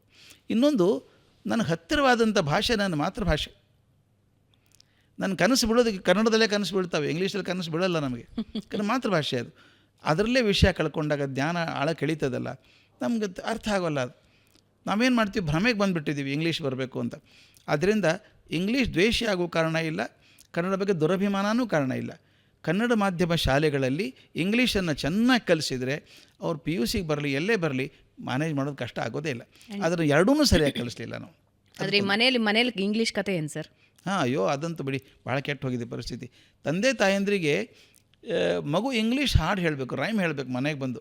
ಇವ್ರಿಗೆ ಅರ್ಥ ಆಗದೆ ಹೋದರೂ ಕಡ್ಡಿಲ್ಲ, ಹೆಂಗೆ ಆಡ್ತಾ ನೋಡ್ರಿ ಇಂಗ್ಲೀಷ್ ಆಡೋನು, ಸಂತೋಷ ಪಡೋದು. ಇದು ಏನಿದೆ, ನಮ್ಮಿಂದ ಆಗಲಾರದನ್ನು ನನ್ನ ಮಗ ಮಾಡಿದ್ನಲ್ಲ ಅಂತ ಒಂದು ಸಂತೋಷ. ನಮಗೆ ಇಂಗ್ಲೀಷ್ ಬರಲಿಲ್ಲ, ನಮ್ಮ ಮಗ ನೋಡಿ ಮಾಡ್ತಾರೆ ಅಂತ. ಇನ್ನೊಂದು ಭ್ರಮೆ ನಮ್ಮ ಪಾಲಕರಲ್ಲಿ ಬಂದದ್ದು ಅಂದರೆ, ಮಕ್ಕಳು ಮಾಡಿದ್ದನ್ನು ಸಂಭ್ರಮ ಪಡೋದು, ಪಡಬೇಕಾದ್ದೇ. ಕೆಲವೊಂದು ಸಂಭ್ರಮ ಪಡಬಾರ್ದು, ಅಲ್ಲೂ ಸಂಭ್ರಮ ಪಡ್ತಾರೆ. ನೋಡಿ ನಮ್ಮ ಮಗು 2 ವರ್ಷ ಹುಡುಗಿ ಮೊಬೈಲ್ ಕೊಟ್ಟು ನೋಡಿ ಟಕ್ ಅಂತ ಯೂಟ್ಯೂಬ್ ಹೋಗ್ತಾಳೆ, ತೆಗೆದು ನೋಡ್ತಾಳೆ. ಹೇಳಿದೆ, ಭಾಳ ಸಂತೋಷ ಪಡಬೇಡಿ, ನಾಳೆ ನೀವೇ ಬರ್ತೀರಿ, ಮೊಬೈಲ್ ಬಿಡಿಸೋದು ಹೇಗೆ ಸರ್ ಅಂತ ಕೇಳ್ತೀರಿ, ಕೊಟ್ಟವ್ರು ನಾವೇ ತಾನೆ. ಹೀಗಾಗಿ ನಮ್ಮ ತಂದೆ ತಾಯಿಗೆ ಕೂಡ ಯಾವುದನ್ನು ಮೆಚ್ಕೋಬೇಕು ಅಂತ ಕೂಡ ಗೊತ್ತಾಗ್ತಾಯಿಲ್ಲ. ನನಗೆ ಒಂದು ಆದದ್ದು, ಮಾಸ್ತಿಯವರು ನನಗೆ ಕಲಿಸಿದ ಬುದ್ಧಿ ಅದು. ಮನೇಲಿ ಓದ್ತೀರಾ ಮೇಷ್ಟ್ರೆ ಅಂತ ಕೇಳಿದರು. ಓದ್ತಿಲ್ಲಲ್ಲ ಸರ್, ನಾನು ಮೇಷ್ಟ್ರ ಅಲ್ವಾ ಅಂದೆ. ನೀವು ಓದೋದಲ್ರಿ, ಎಲ್ಲರೂ ಸೇರಿ ಓದ್ತೀರಾ ಅಂತ ಕೇಳಿದರು. ಇಲ್ಲ ಓದಿಲ್ಲ ಅಂದೆ. ಪ್ರಯತ್ನ ಮಾಡಿ ಅಂದರು. ಏನು ಓದೋದು? ನನ್ನ ಕುಮಾರವ್ಯಾಸ ಭಾರತ ಭಾಳ ಇಷ್ಟ. ಅದಕ್ಕೇನು ಮಾಡಿದೆ, ನಮ್ಮನೆ ತಂದೆ ತಾಯಿ, ನಾನು, ನನ್ನ ಹೆಂಡತಿ, ನನ್ನ 2 ಗಂಡು ಮಕ್ಕಳು ಕೂಡಬೇಕು. ರಾತ್ರಿ ಊಟ ಆದಮೇಲೆ TV ಬಂದ್ ಮಾಡಿ ಒಂದು ಸಂಧಿ ಕುಮಾರವ್ಯಾಸ ಭಾರತ ಓದೋದು. ನನಗೆ ಓದೋದಕ್ಕೆ ಇಷ್ಟ ಇದೆ, ಬರುತ್ತೆ, ಅದು ಚೆನ್ನಾಗಿ ಪದವಿ ಭಜನೆ ಮಾಡಿ ಓದೋಕ್ಕಾಗತ್ತೆ. ಆ ನಾಂದಿ ಪದ್ಯಗಳಿದ್ದ ಮೊದಲು ನಾವೆಲ್ಲ ಶ್ರೀ ವನಿತೆ ಅರಸನೇ ವಿಮಲ ರಾಜೀವ ಪೀಠನ ಪಿತನೆ ಅಂತ ಹೇಳೋಕೆ ಶುರು ಮಾಡಿದಾಗ ಎಲ್ಲರೂ ನನ್ನ ಜೊತೆ ಹೇಳೋರು. ಯಾವುದೋ ಸಂಧಿ ಓದ್ತೀವಲ್ಲ, ಅದಕ್ಕೆ ನಮ್ಮ ತಾಯಿ ಒಂದು ಏನೋ ಪ್ರಶ್ನೆ ಕೇಳಬೇಕು, ತಂದೆ ಒಂದು ಉತ್ತರ ಕೊಡೋದು, ಮಗು ಏನೋ ಪ್ರಶ್ನೆ ಕೇಳ್ತಾನೆ. ಒಂದು 35-40 ನಿಮಿಷ ಆಗ್ತಿತ್ತು. ತಪ್ಪದೇ ದಿನ ಮಾಡ್ತಿತ್ತು, ತಪ್ಪದೇ ಮಾಡೋದು. ಎಷ್ಟು ಸಲ ಕುಮಾರವ್ಯಾಸ ಭಾರತ ಓದೋದು. ಆಮೇಲೆ ರಾಮಾಯಣ ದರ್ಶನಂ ತೊಗೊಂಡೆ. ಅದಾದಮೇಲೆ ಮಂಕುತಿಮ್ಮನ ಕಗ್ಗ ತೊಗೊಳ್ಳೋದು. ಹೀಗೆ ಓದೋಕೆ ಶುರು ಮಾಡಿದ್ವಿ. ನನಗೆ ಸಂತೋಷ ಆದದ್ದೇನು ಅಂದರೆ, ನನ್ನ ಮಗ ಇಂಗ್ಲೆಂಡಿಗೆ ಕಲಿಯೋಕ್ಕೆ ಹೋದ ಮಾಸ್ಟರ್ ಡಿಗ್ರಿ ಮಾಡೋದಕ್ಕೆ. ಅಲ್ಲಿ ಹೋದ ತಕ್ಷಣ ನನಗೆ ಮೆಸೇಜ್ ಕಳಿಸ್ತಾನೆ, ಅಪ್ಪ ಐ ಆಮ್ ಮಿಸ್ಸಿಂಗ್ ಕಗ್ಗ ನಾವು ಅಂತ. ಅಮ್ಮನ ಊಟ ತಪ್ಸ್ಕೋತೀನಿ ಅಂತ ಅನ್ನಲಿಲ್ಲ, ಕಗ್ಗ ತಪ್ತಾ ಇದೆ ನನಗೆ, ಏನು ಮಾಡಬೇಕು ಪುಟ್ಟ ಅಂತ ಕೇಳಿದೆ. ಅಪ್ಪ ನಿನ್ನ ಧ್ವನಿಲೇ ರೆಕಾರ್ಡ್ ಮಾಡಿ ಕಳಿಸ್ಕೊಡಿದಿಷ್ಟು ಕಗ್ಗ ನನಗೆ ಅಂದ. ನನ್ನ ಧ್ವನಿಲೂ ಒಂದು 200 ಕಗ್ಗ ರೆಕಾರ್ಡ್ ಮಾಡಿ ಕಳಿಸಿದೆ. ಇವತ್ತಿಗೂ ಒಂದು 100 ಪದ್ಯ ಬಾಯಿಗೆ ಬರುತ್ತೆ. Is very senior position in one of the big IT companies. ಆದರೆ ಇವತ್ತಿಗೂ ಕೂಡ 100 ಪದ್ಯ ಕಗ್ಗ ಬಾಯಿಗೆ ಬರುತ್ತೆ. ನನಗನ್ನಿಸ್ತು ಗುಂಡಪ್ಪ ಇನ್ನೊಂದು ತಲೆಮಾರು ಬದುಕೊಂಡ್ರು. ಕುಮಾರವ್ಯಾಸ ಇವತ್ತಿಗೂ ನನ್ನ ಮಗ ಅಮೇರಿಕನ್ ಬರ್ತಾರೆ, 2ನೇ ಮಗ ಅಲ್ಲಿದ್ದಾನೆ. ಅವ್ನು ಬಂದಾಗ ಅಪ್ಪ ಕುಮಾರವ್ಯಾಸ ಭಾರತ ಓದು, ನನ್ನ ಜೊತೆಗೆ ಅಂತಾನೆ. ಶ್ರೀ ವನಿತೆ ಅರಸನೇ ಬಾಯಿಗೆ ಬರುತ್ತೆ ಅವನಿಗೆ. ನನ್ನ ಮೊಮ್ಮಗಳಿದ್ದಾಳೆ, 12-13 ವರ್ಷ ಹುಡುಗಿ. ಆಕೆ ಮಂಕುತಿಮ್ಮನ ಕಗ್ಗದ ಪದ್ಯ ಬಾಯಿಗೆ ಬರ್ತದೆ. ನನಗನ್ನಿಸ್ತು ಗುಂಡಪ್ಪ 2 ತಲೆಮಾರು ಬದುಕೊಂಡ್ರು. ನಮ್ಮ ಕೆಲಸ ಅಲ್ವಾ ಕನ್ನಡದ ಬಗ್ಗೆ ಪ್ರೀತಿ ಹುಟ್ಟಿಸೋದು ಹೇಗೆ? ನಾನು ತಂದೆ ತಾಯಿಗೆ ಹೇಳೋದು, ಕನ್ನಡದ ಬಗ್ಗೆ ಪ್ರೀತಿ ಶಾಲೆಯಲ್ಲಿ ಬರೋಲ್ಲ, ಪಾಠ ಕಲಿಸ್ತಾರೆ. ಮನೆಯಲ್ಲಿ ಪ್ರೀತಿ ಹುಟ್ಟಿಸ್ಬೇಕು ನಾನು. ಈಗ ಬರೋದು ನಮ್ಮ ಮಕ್ಕಳಿಗೆ ಬರೋ ಕಾರಣ ಇರಲಿಲ್ಲ. ಅದು ನಾನು ಬರೆಸ್ಬೇಕು, ಅದನ್ನು ಓದಿಸ್ಬೇಕು ಅವರಿಗೆ. ನರಸಿಂಹಸ್ವಾಮಿ ಹೇಳಬೇಕು, ಕುವೆಂಪು ಹೇಳಬೇಕು, ಮಾಸ್ತಿ ಹೇಳಬೇಕು ಅವ್ರಿಗೆ. ಇಲ್ಲದ ಪರಕೀಯರಾಗಿಬಿಡ್ತಾರಲ್ಲ. ಅದಕ್ಕೆ ತಂದೆ ತಾಯಿಗೆ ನಾನು ಕೈ ಮುಗಿದು ಬಿಡ್ಕೋತೀನಿ ಯಾವಾಗಲೂ, ನೀವು ಮಕ್ಕಳನ್ನು ದೂರ ಇಡಬೇಡಿ ಕನ್ನಡದಿಂದ. 2000 ವರ್ಷದ ಪರಂಪರೆ ಇರುವಂಥ ಒಂದು ಭಾಷೆ, ಅದು ಬರೀ ಭಾಷೆ ಮಾತ್ರ ಅಲ್ಲ, ಒಂದು ದೊಡ್ಡ ಜ್ಞಾನಕ್ಕೆ ಕೀಲಿಕೈ ಅದು. ಅದು ಓದಿ ಹೋದರೆ ರಾಂಗವಂಕ ಹೊರಗಾಗ್ತಾನೆ, ಕುಮಾರವ್ಯಾಸ ಹೊರಗಾಗ್ತಾನೆ. ಅಷ್ಟು ದೂರ ಯಾಕೆ? ಕಾರ್ನಾಡರು, ಕಾರಂತರು, ಅನಂತಮೂರ್ತಿ ಭಿನ್ನ ಆಗಿಬಿಡ್ತಾರೆ, ನಮ್ಗೆ ಸಿಗೋದೇ ಇಲ್ಲ ಕೈಗೆ, ನಮ್ಮ ಜೊತೆಗಿದ್ದಂಥವ್ರು. ಆಗ ಯಾಕೆ ಗೊತ್ತಾ? ಓದಿದ್ರೆ ತಾನೇ ಬರೋದು. ಅದಕ್ಕೆ ಮನೆಯಲ್ಲಿ ಮಕ್ಕಳಿಗೆ ದಯವಿಟ್ಟು ಕನ್ನಡ ಓದಿಸಿ, ನಿಮಗಾಗ್ದಿದ್ದು ಅವ್ರ ಕಡೆಯಿಂದ ಓದಿಸಿ. ನಾನು ಎಲ್ಲ ಕಡೆ ಹೋಗ್ತೀನಿ, ಫ್ಯಾಮಿಲಿ ಟೈಮ್ ಅಂತ ಮಾಡ್ಕೊಳ್ಳಿ. ಒಂದು ಸಾಯಂಕಾಲ ಎಲ್ಲ ಕೂತ್ಕೊಳ್ಳಿ, ಒಂದು ಸೀರಿಯಲ್ ಬಂದ್ ಮಾಡ್ಕೊಳ್ಳಿ. ಏನೇನೋ ತ್ಯಾಗ ಮಾಡ್ತೀರಂತೆ ಮಕ್ಕಳಿಗೆ, ಒಂದು ಸೀರಿಯಲ್ ತ್ಯಾಗ ಮಾಡಿ ಕೂತ್ಕೊಳ್ಳಿ. ಕೂತ್ಕೊಂಡು ಯಾವುದಾದ್ರದ್ದು ವಿಷಯ ಓದಿ. ನಿಮಗೆ ಕಾವ್ಯ ಓದೋಕ್ಕಾಗಲ್ವ? ಬೇಡ, ಗದ್ಯ ಓದ್ರಿ. ಅನುಪಮ ನಿರಂಜನ್ 1000 ಕತೆ ಬರೆದಿದ್ದಾರೆ, ದಿನಕ್ಕೊಂದು ಕತೆ ಅಂತ. ಕತೆ ಓದ್ರಿ ಮಕ್ಕಳಿಗೆ, ಹೇಳಿ ಮಕ್ಕಳಿಗೆ. ಜೊತೆಗೆ ಅದು ಸಂಸ್ಕಾರನ ಕೊಡುತ್ತೆ, ಬೇಕಲ್ಲ, ಸಂಸ್ಕೃತಿ ಕೊಡುತ್ತೆ. ಮತ್ತು ಎಲ್ಲರೂ ಕೂತು ಮಾತಾಡುವಂಥ ಒಂದು ವಾತಾವರಣ ಇದೆಯಲ್ಲ. ಈ ಮನೇಲಿ ಹೇಗಿದೆ ಅಂದರೆ, 4 ಜನ ಕೂತು 4 ಕೈಯಲ್ಲೂ ಮೊಬೈಲು, ಒಬ್ಬರು ಮಾತಾಡೋದಿಲ್ಲಲ್ಲ. ಅದು ಹೋಗ್ಬೇಕಲ್ವಾ? ನನಗೆ ಒಂದ್ಸಲ ನಮ್ಮಮ್ಮ ಬುದ್ಧಿ ಕಲಿಸಿದ್ದು, ನನಗೆ ಚೆನ್ನಾಗಿ ಬುದ್ಧಿ ಕಲಿಸಿದ್ಲು. ಹೇಗೆ? ನಾನು ಆಫೀಸಿಂದ ಬಂದೆ, ನಾನು ಆಫೀಸಲ್ಲಿ ಫೋನ್ ನನ್ನ ಕಡೆ ಇರೋಲ್ಲ, ನಮ್ಮ ಸೆಕ್ರೆಟ್ರಿ ಕಡೆ ಇರುತ್ತೆ. ಆಕೆ ನಾನು ಬರ್ಕೊಡ್ತಾರೆ, ಇಡೀ ದಿವಸ ಇಷ್ಟು ಕಾಲ್ ಬಂದಿತ್ತು, ಹೀಗೆ ಮಾಡಿದರು ಅಂತ. ಅದನ್ನು ಇಂಪಾರ್ಟ್ ಆಗ್ಬಿಟ್ಟು ನಾನು ವಾಪಸ್ ಮಾಡಬೇಕು. ಮನೆಗೆ ಹೋದ ತಕ್ಷಣ ನಾನು ಕೂತ್ಕೊಂಡು ಎಲ್ಲರಿಗೂ ಒಂದೊಂದು ಫೋನ್ ಮಾಡ್ತಾಯಿದ್ದೆ. ನನ್ನ ಅಮ್ಮ ಮುಂದೆ ಕೂತಿದ್ಲು, ನೋಡ್ತಾ ಇಲ್ಲ. ನಾನು 4-5 ಫೋನ್ ಆದಮೇಲೆ ನಾನು ರಾಜಾ ಅಂತ ಕರಿತಿದ್ದಕ್ಕೆ. ರಾಜಾ, ಎಲ್ಲ ಮಂದಿರಿಗೂ ಮಕ್ಕಳು ರಾಜರೇ. ರಾಜಾ, ನಿನ್ನ ಫೋನ್ ನಂಬರ್ ಏನೋ ಅಂತ ಕೇಳಿದ್ಲು. ಯಾಕಮ್ಮ ಅಂದೆ. ನಾ ಫೋನ್ ಮಾಡೇ ಮಾತಾಡೋದು ವಾಸಿ ಅನಿಸುತ್ತೆ ನಿನ್ನ ಹತ್ರ ಅಂದ್ಲು. ಕಪಾಳಿಗೆ ಹೊಡೆದಂಗೆ ಆಯಿತು ನನಗೆ. ಅಮ್ಮ ಮುಂದೆ ಕೂತಿದ್ದಾಳೆ, ನಾ ಫೋನ್ ಮಾಡ್ತಾನೆ ಇದ್ದೀನಿ, ಪಾಪಕ್ಕೆ ನೋಡ್ತಿದ್ದಾಳೆ ನನ್ನ, ಮಾತಾಡಿಲ್ಲ ಆಕೆ ಹತ್ರ. ಹೇಳಿದಮ್ಮ, ಇದು ಆಫ್ ಮಾಡ್ತೀನಿ, ಮುಗಿತೇನೆ ಕೆಲಸ ಇದ್ರದ್ದು, ನಿನ್ನ ಹತ್ರ ಮಾತಾಡ್ತೀನಿ ಅಂತ ಅನಿಸುತ್ತಲ್ವಾ? ಆದರೆ ಹೌದು, ನೀವು ಹೇಳಿದ್ದು 100% ಕರೆಕ್ಟ್. ಆದರೆ ಈ ತಂದೆ ತಾಯಿನ ವಿಚಾರಿಸಿದಾಗ ಅವರದ್ದೇ ಕಷ್ಟಗಳನ್ನು ಹೇಳ್ಕೊಳ್ತಾರೆ. ಈಗ ಇವಾಗಂತೂ ನಾವು ಎಲ್ಲರೂ ಕೂಡ ಅವಿಭಕ್ತ ಕುಟುಂಬದಿಂದ ವಿಭಕ್ತ ಕುಟುಂಬಕ್ಕೆ ಬಂದುಬಿಟ್ಟಿದ್ದೀವಿ. ಸಿಟಿಯಿಂದ ಹಳ್ಳಿ, ಬೇರೆ ಬೇರೆ ದೇಶಗಳಿಗೆ ಹೋಗಿರ್ತಾರೆ, ಹಳ್ಳಿಯಿಂದ ಸಿಟಿಗೆ ಬಂದ್ಕೊಂಡಿರ್ತಾರೆ. ಅಪ್ಪ ಅಮ್ಮ 2 ಮಕ್ಕಳು, ತಪ್ಪಿದ್ರೆ ಒಬ್ಬ ಮಗ. ದಿನ ಬೆಳಗಾಗಬೇಕು, ಹೆಂಡ್ತಿನೂ ಕೆಲಸ ಮಾಡಬೇಕು, ಗಂಡನೂ ಕೆಲಸ ಮಾಡಬೇಕು, ಅದು ನಿಭಾಯಿಸಬೇಕು, ಇದು ನಿಭಾಯಿಸಬೇಕು. ಈಗ ಎಲ್ಲಿ ಸಮಯ ಕಂಡುಕೊಳ್ಳೋದು ಅಂತಾರೆ. ಇಲ್ಲ, ಖಂಡಿತ ಸಮಯ ಇದೆ. ನಾನೊಂದು ಆ ಕಡೆ ಪ್ರಯೋಗ ಮಾಡಿ ತೋರಿಸಿದ್ದೀನಿ ಇದನ್ನು. ಸಮಯ ಇಲ್ಲ ಅನ್ನೋದು ಸುಳ್ಳು. ದಯವಿಟ್ಟು ನಿಮಗೆ ಎಷ್ಟು ಟೈಮ್ ಇದೆ ದಿವಸಕ್ಕೆ ಎಷ್ಟು ತಾಸಿದೆ ನಿಮಗೆ? ಬೆಳಗ್ಗೆ 6ರಿಂದ ರಾತ್ರಿ ಎಷ್ಟು? ಇಡೀ ದಿವಸ ಅಂದರೆ ಒಂದು ಎಷ್ಟು ಅವರ್ ಸಿಗುತ್ತೆ? ತಾಸು 24 ತಾಸು. 24 ತಾಸು ನಿದ್ದೆ ಬಿಟ್ಟು ಒಂದು ಅಲ್ಲ, ಒಟ್ಟು ದಿನಕ್ಕೆ ನಮಗೆ ಇರೋದು 24 ತಾಸು. ಪ್ರಧಾನಮಂತ್ರಿಗಳಿಗೆ ಅವರಿಗೂ ಅಷ್ಟೇ. ಮತ್ತು ಅವ್ರು 24 ತಾಸು ಇಡೀ ದೇಶ ಮ್ಯಾನೇಜ್ ಮಾಡುವಾಗ ನಾನು ಕೆಲಸ ಮ್ಯಾನೇಜ್ ಮಾಡೋಕ್ಕಾಗಲ್ವಾ? ನಾನು ಸರಿಯಾಗಿ ಯೋಜನೆ ಮಾಡಿಲ್ಲ ಅಷ್ಟೇ. ಯಾರೇ ಬಿಸಿ ಮನುಷ್ಯ ಕೇಳಬೇಕು, ಅದು ಇಂಗ್ಲೀಷಲ್ಲಿ ಮಾತಿದೆ, busy person is one who has time for everything ಅಂತ. ಸಮಯ ಇಲ್ಲ ಅನ್ನೋದು ನೆಪ. ಅದು ನೀವು ಸರಿಯಾಗಿ ಕೂತ್ಕೊಂಡು ಡೈರಿ ಬರ್ಕೊಳ್ಳಿ, ಇವತ್ತೇನೇನು ಮಾಡಿದೆ ಅಂತ ನೋಡಿ ಕನಿಷ್ಠ 2 ತಾಸು ವೇಸ್ಟ್ ಮಾಡಿರ್ತೀನಿ ಅಲ್ಲಿ ಇಲ್ಲಿ ನಾನು. ಅದನ್ನು ಸರಿಯಾಗಿ ಬಳಸ್ಕೊಂಡ್ರೆ ಆಗಲ್ವಾ? ಈಗ ನಾನು ಅದೇ ಕೇಳೋದು, ದೊಡ್ಡ ದೊಡ್ಡ ಕೃತಿಗಳನ್ನು ಹೇಗೆ ಬರೆದ್ರು ದೊಡ್ಡವರು? ಅವ್ರ ಸಮಯ ತೊಂದರೆ ಇರಲಿಲ್ವಾ? ಅಟಲ್ ಬಿಹಾರಿ ವಾಜಪೇಯಿ ಅಂತವರು ಪ್ರೈಮ್ ಮಿನಿಸ್ಟರ್ ಆದರೂ ಕವನ ಬರೀತಿದ್ರಲ್ರಿ. ರಾಜಕೀಯ ಮೂಲೆಗಿಟ್ಟು ಒಳಗಡೆ ಕವಿ ಹೊರಗೆ ತಂದ್ರಲ್ಲ, ಅವರು ತರೋಕ್ಕಾಗ್ತಿರ್ಲಿಲ್ವಾ?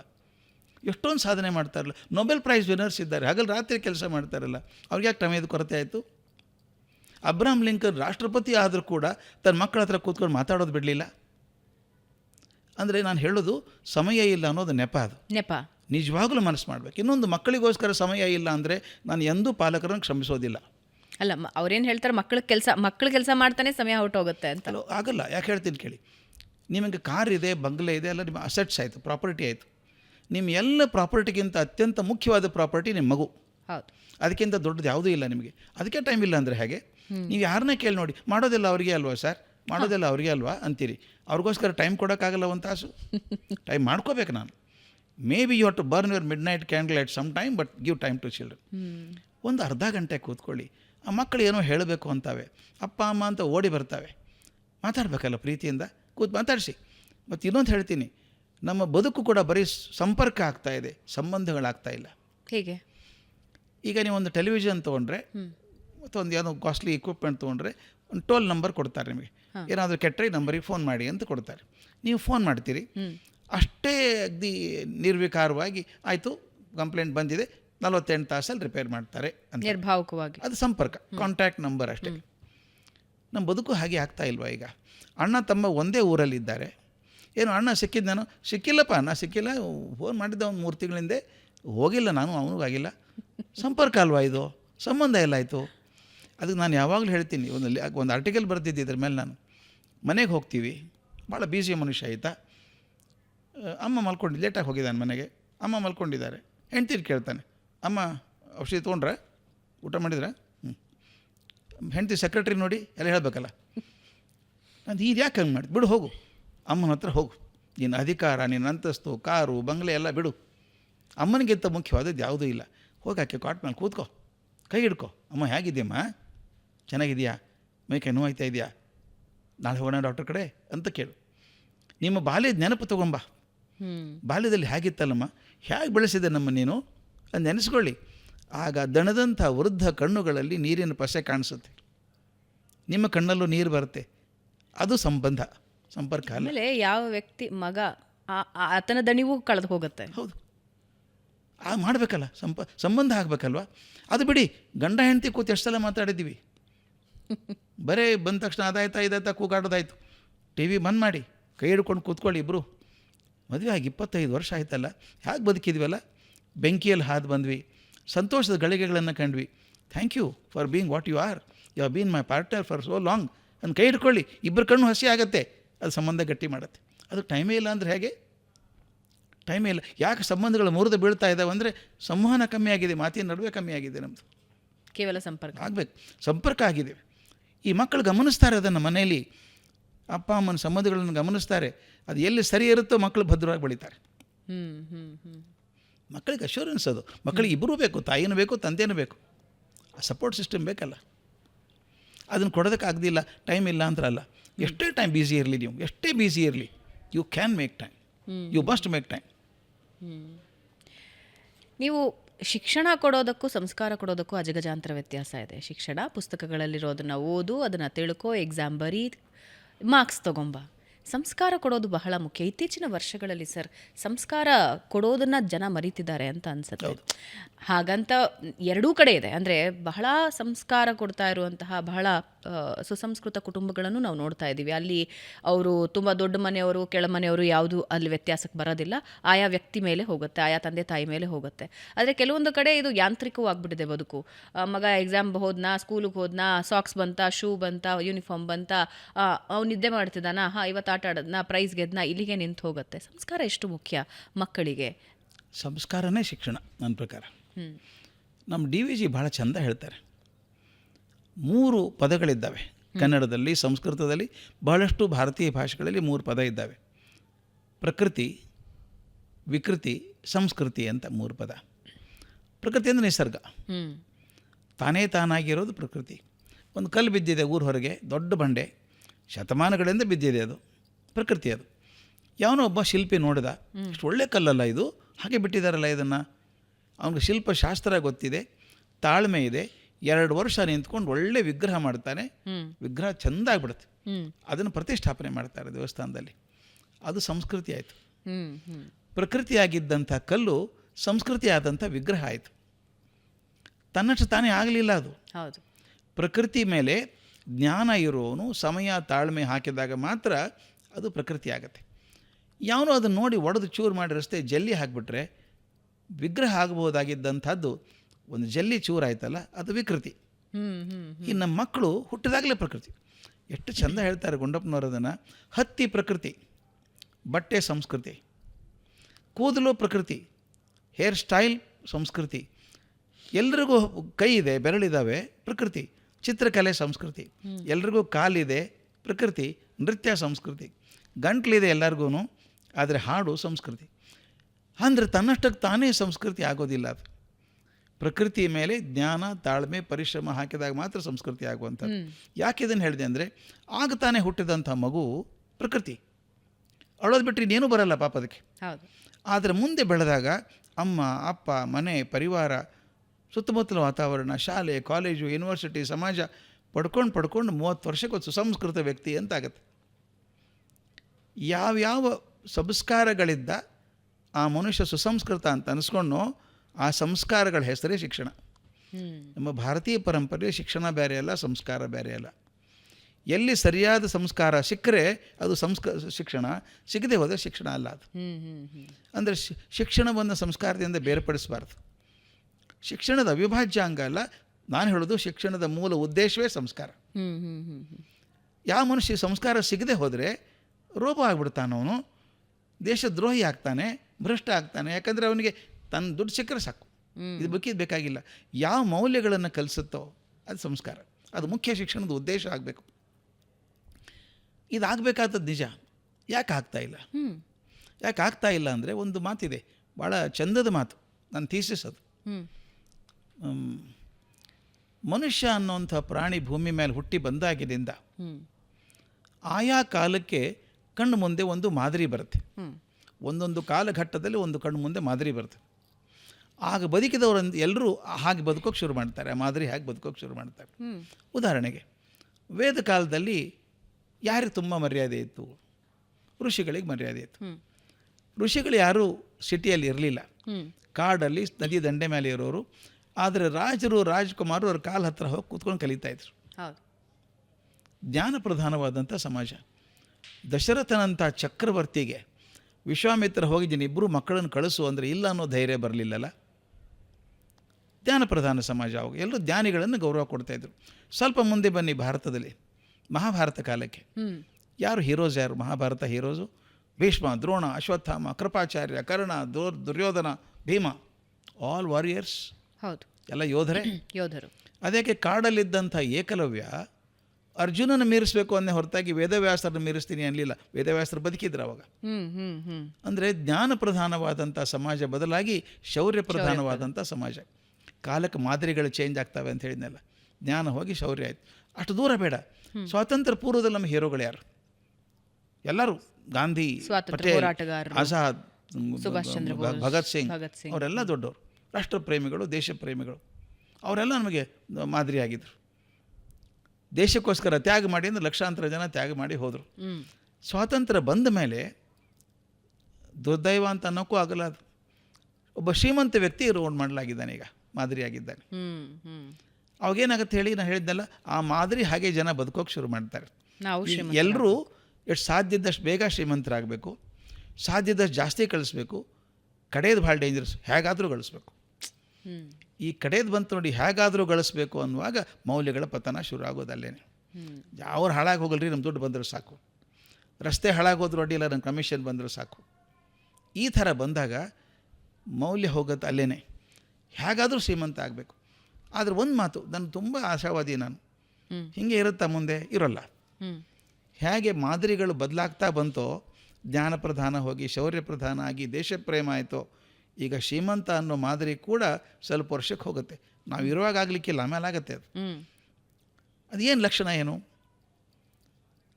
ಈ ದುಡ್ಡು ಗಳಿಸೋ ಹಪಹಪಿ ಇದೆಯಲ್ಲ, ಗ್ರೀಡ್ ಅಂತ ಕರಿತೀವಿ ನಾವು ಇದನ್ನು, ಇದು is a by product of insecurity. ಅಭದ್ರತೆ ಇದ್ದ ಮನುಷ್ಯ ಮಾತ್ರ ಹಪಹಪಿ ಮಾಡ್ತಾನೆ, ಭದ್ರತೆ ಇದ್ದವನು ಯಾರೂ ಮಾಡೋದಿಲ್ಲ.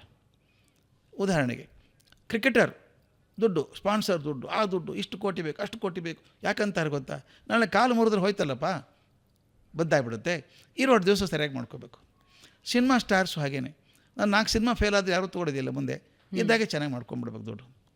ರಾಜಕಾರಣಿಗಳು ಹಾಗೇನೆ, ಒಂದು ಇಲೆಕ್ಷನ್ ಹೋದ್ರೆ ಮುಂದೆ ಗತಿ ಏನಪ್ಪ, ಅಧಿಕಾರ ಹೋಗ್ಬಿಡುತ್ತಲ್ಲ.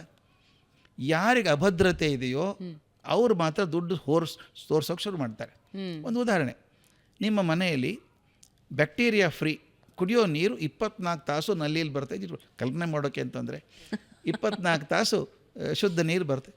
ತುಂಬಿಟ್ಕೋತೀವಿ, ಅವಾಗ ನಾವು ತುಂಬೋದೇ ಇಲ್ಲ, ನೀರು ಕುಡಿದು ಗ್ಲಾಸ್ ಡಬ್ಬ ಹಾಕಿ ಬರ್ತೀವಿ ನಾ. ಅದೇ ಒಂದು ಸರ್ಕ್ಯುಲರ್ ಬರುತ್ತೆ, ನಾಳೆಯಿಂದ 3 ದಿವಸ ನೀರು ಬರೋಲ್ಲ. ಎಷ್ಟು ತುಂಬಿಟ್ಕೋತೀವಿ ಹೇಳಿ ನಾವು? ಎಷ್ಟಾಗುತ್ತೋ ಅಷ್ಟು. 3 ದಿವಸ ಅಲ್ಲ, 6 ದಿವಸ ಆಗೋಷ್ಟು ತುಂಬ್ಕೋತೀವಿ. ಹೇಳೋಕ್ಕೆ ಬರಲ್ಲ ರೀ. ಮತ್ತೆ ಮುಂದಾದರೆ ಯಾವಾಗ ಅಭದ್ರತೆ ಬಂತೋ ತುಂಬ್ಕೊಳ್ಳೋಕೆ ಶುರು ಆಗುತ್ತೆ.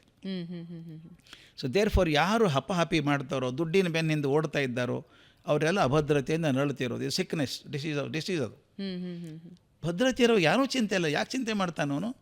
ಇವತ್ತು ಹೇಗಿದ್ದು ನಾಳೆ ಇರ್ತೀನಿ ನಾನು ಅಂತ. ಅಭದ್ರತೆ ಇವತ್ತು ಸಮಾಜದಲ್ಲಿ ಎಲ್ಲ ಭಾಗಗಳಲ್ಲೂ ಇದೆ ಸರ್. ಇವಾಗ ಶಿಕ್ಷಣದ ವಿಷಯಕ್ಕೆ ಬರೋದಾದರೆ, ನಿಮಗೆ ತುಂಬ ದೊಡ್ಡ ದೊಡ್ಡ ಶಿಕ್ಷಣ ಸಂಸ್ಥೆಗಳಲ್ಲಿ ಕಲಿಯೋ ಮಕ್ಕಳಿಗೂ ತುಂಬ ಕಡಿಮೆ ದುಡ್ಡಿನ ಶಿಕ್ಷಣ ಸಂಸ್ಥೆಗಳಲ್ಲಿ ಕಲಿಯೋ ಮಕ್ಕಳಿಗೂ ಬಹಳ ವ್ಯತ್ಯಾಸ ಇರುತ್ತೆ. ಅವರಿಬ್ಬರು ಒಟ್ಟಿಗೆ ಕೂರಕ್ಕಾಗಲ್ಲ, ಒಟ್ಟಿಗೆ ಬೆರೆಯೋಕ್ಕಾಗಲ್ಲ, ಒಂದೇ ಶಾಲೆಗೆ ಹೋಗೋಕ್ಕಾಗಲ್ಲ.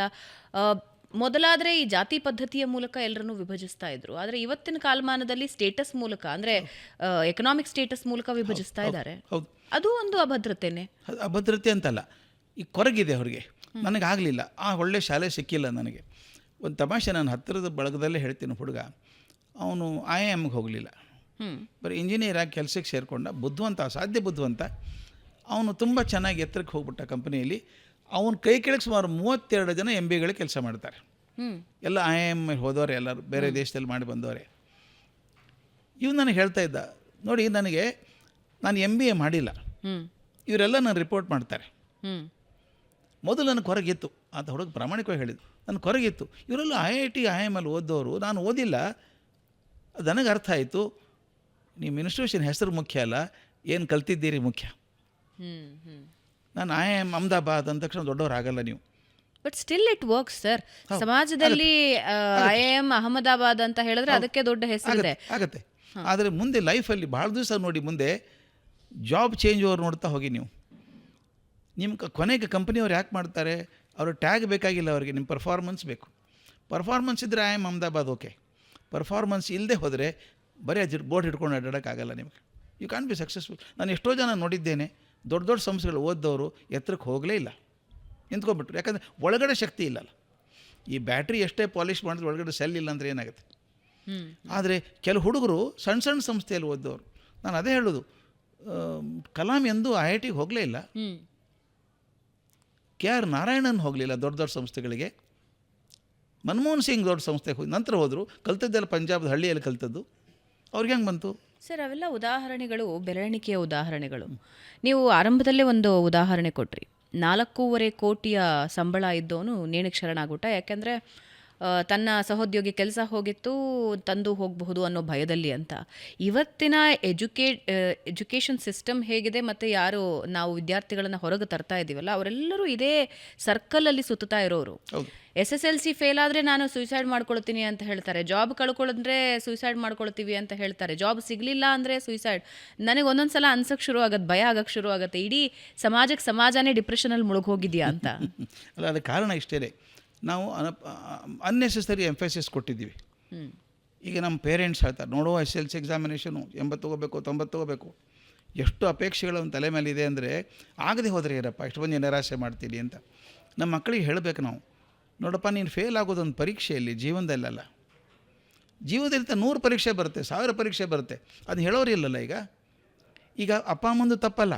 ಅವ್ರಿಗೇನು ಒಳ್ಳೆ ಮಾರ್ಕ್ಸ್ ಬಂದರೆ ಒಳ್ಳೆ ಕಾಲೇಜ್ ಸಿಗುತ್ತೆ, ಒಳ್ಳೆ ಕಾಲೇಜ್ ಸಿಕ್ಕರೆ ಒಳ್ಳೆ ಕೆಲಸ ಸಿಗುತ್ತೆ, ಒಳ್ಳೆ ಸಂಬಳ ಸಿಗುತ್ತೆ ಅಂತ. ಸಮಾಜದಲ್ಲಿ ಒಂದು ರೇಸ್ ಇದೆ ಸರ್. ಇದೆ, ರೇಸೇ ಅದು, ಪಕ್ಕಾ ರೇಸೇ ಅದು. ಆ ರೇಸಿಗೆ ತಂದೆ ತಾಯಿ ಒಗ್ಗೊಂಡ್ಬಿಟ್ಟಿದ್ದಾರೆ. ನನ್ನ ಮಗ ಇವತ್ತು ಅಷ್ಟು ಮಾಡ್ದ ಅಂತ ಹೇಳಿದ್ರೆ, ಅಂದರೆ ಅನಿವಾರ್ಯವಾಗಿ ಮಗುವಿನ ಮೇಲೆ ಪ್ರೆಷರ್ ಹಾಕ್ತಾರೆ. ಆ ಪ್ರೆಷರ್ ಮಗು ಅನುಭವಿಸುತ್ತೆ. ಮಗು ಅನುಭವಿಸುತ್ತೆ. ಅದು ಪ್ರೆಷರ್ ತಪ್ಪು ಅಂತ ಗೊತ್ತಾಗ್ತಾ ಇಲ್ಲ. ಯಾಕೆ ಗೊತ್ತಾ?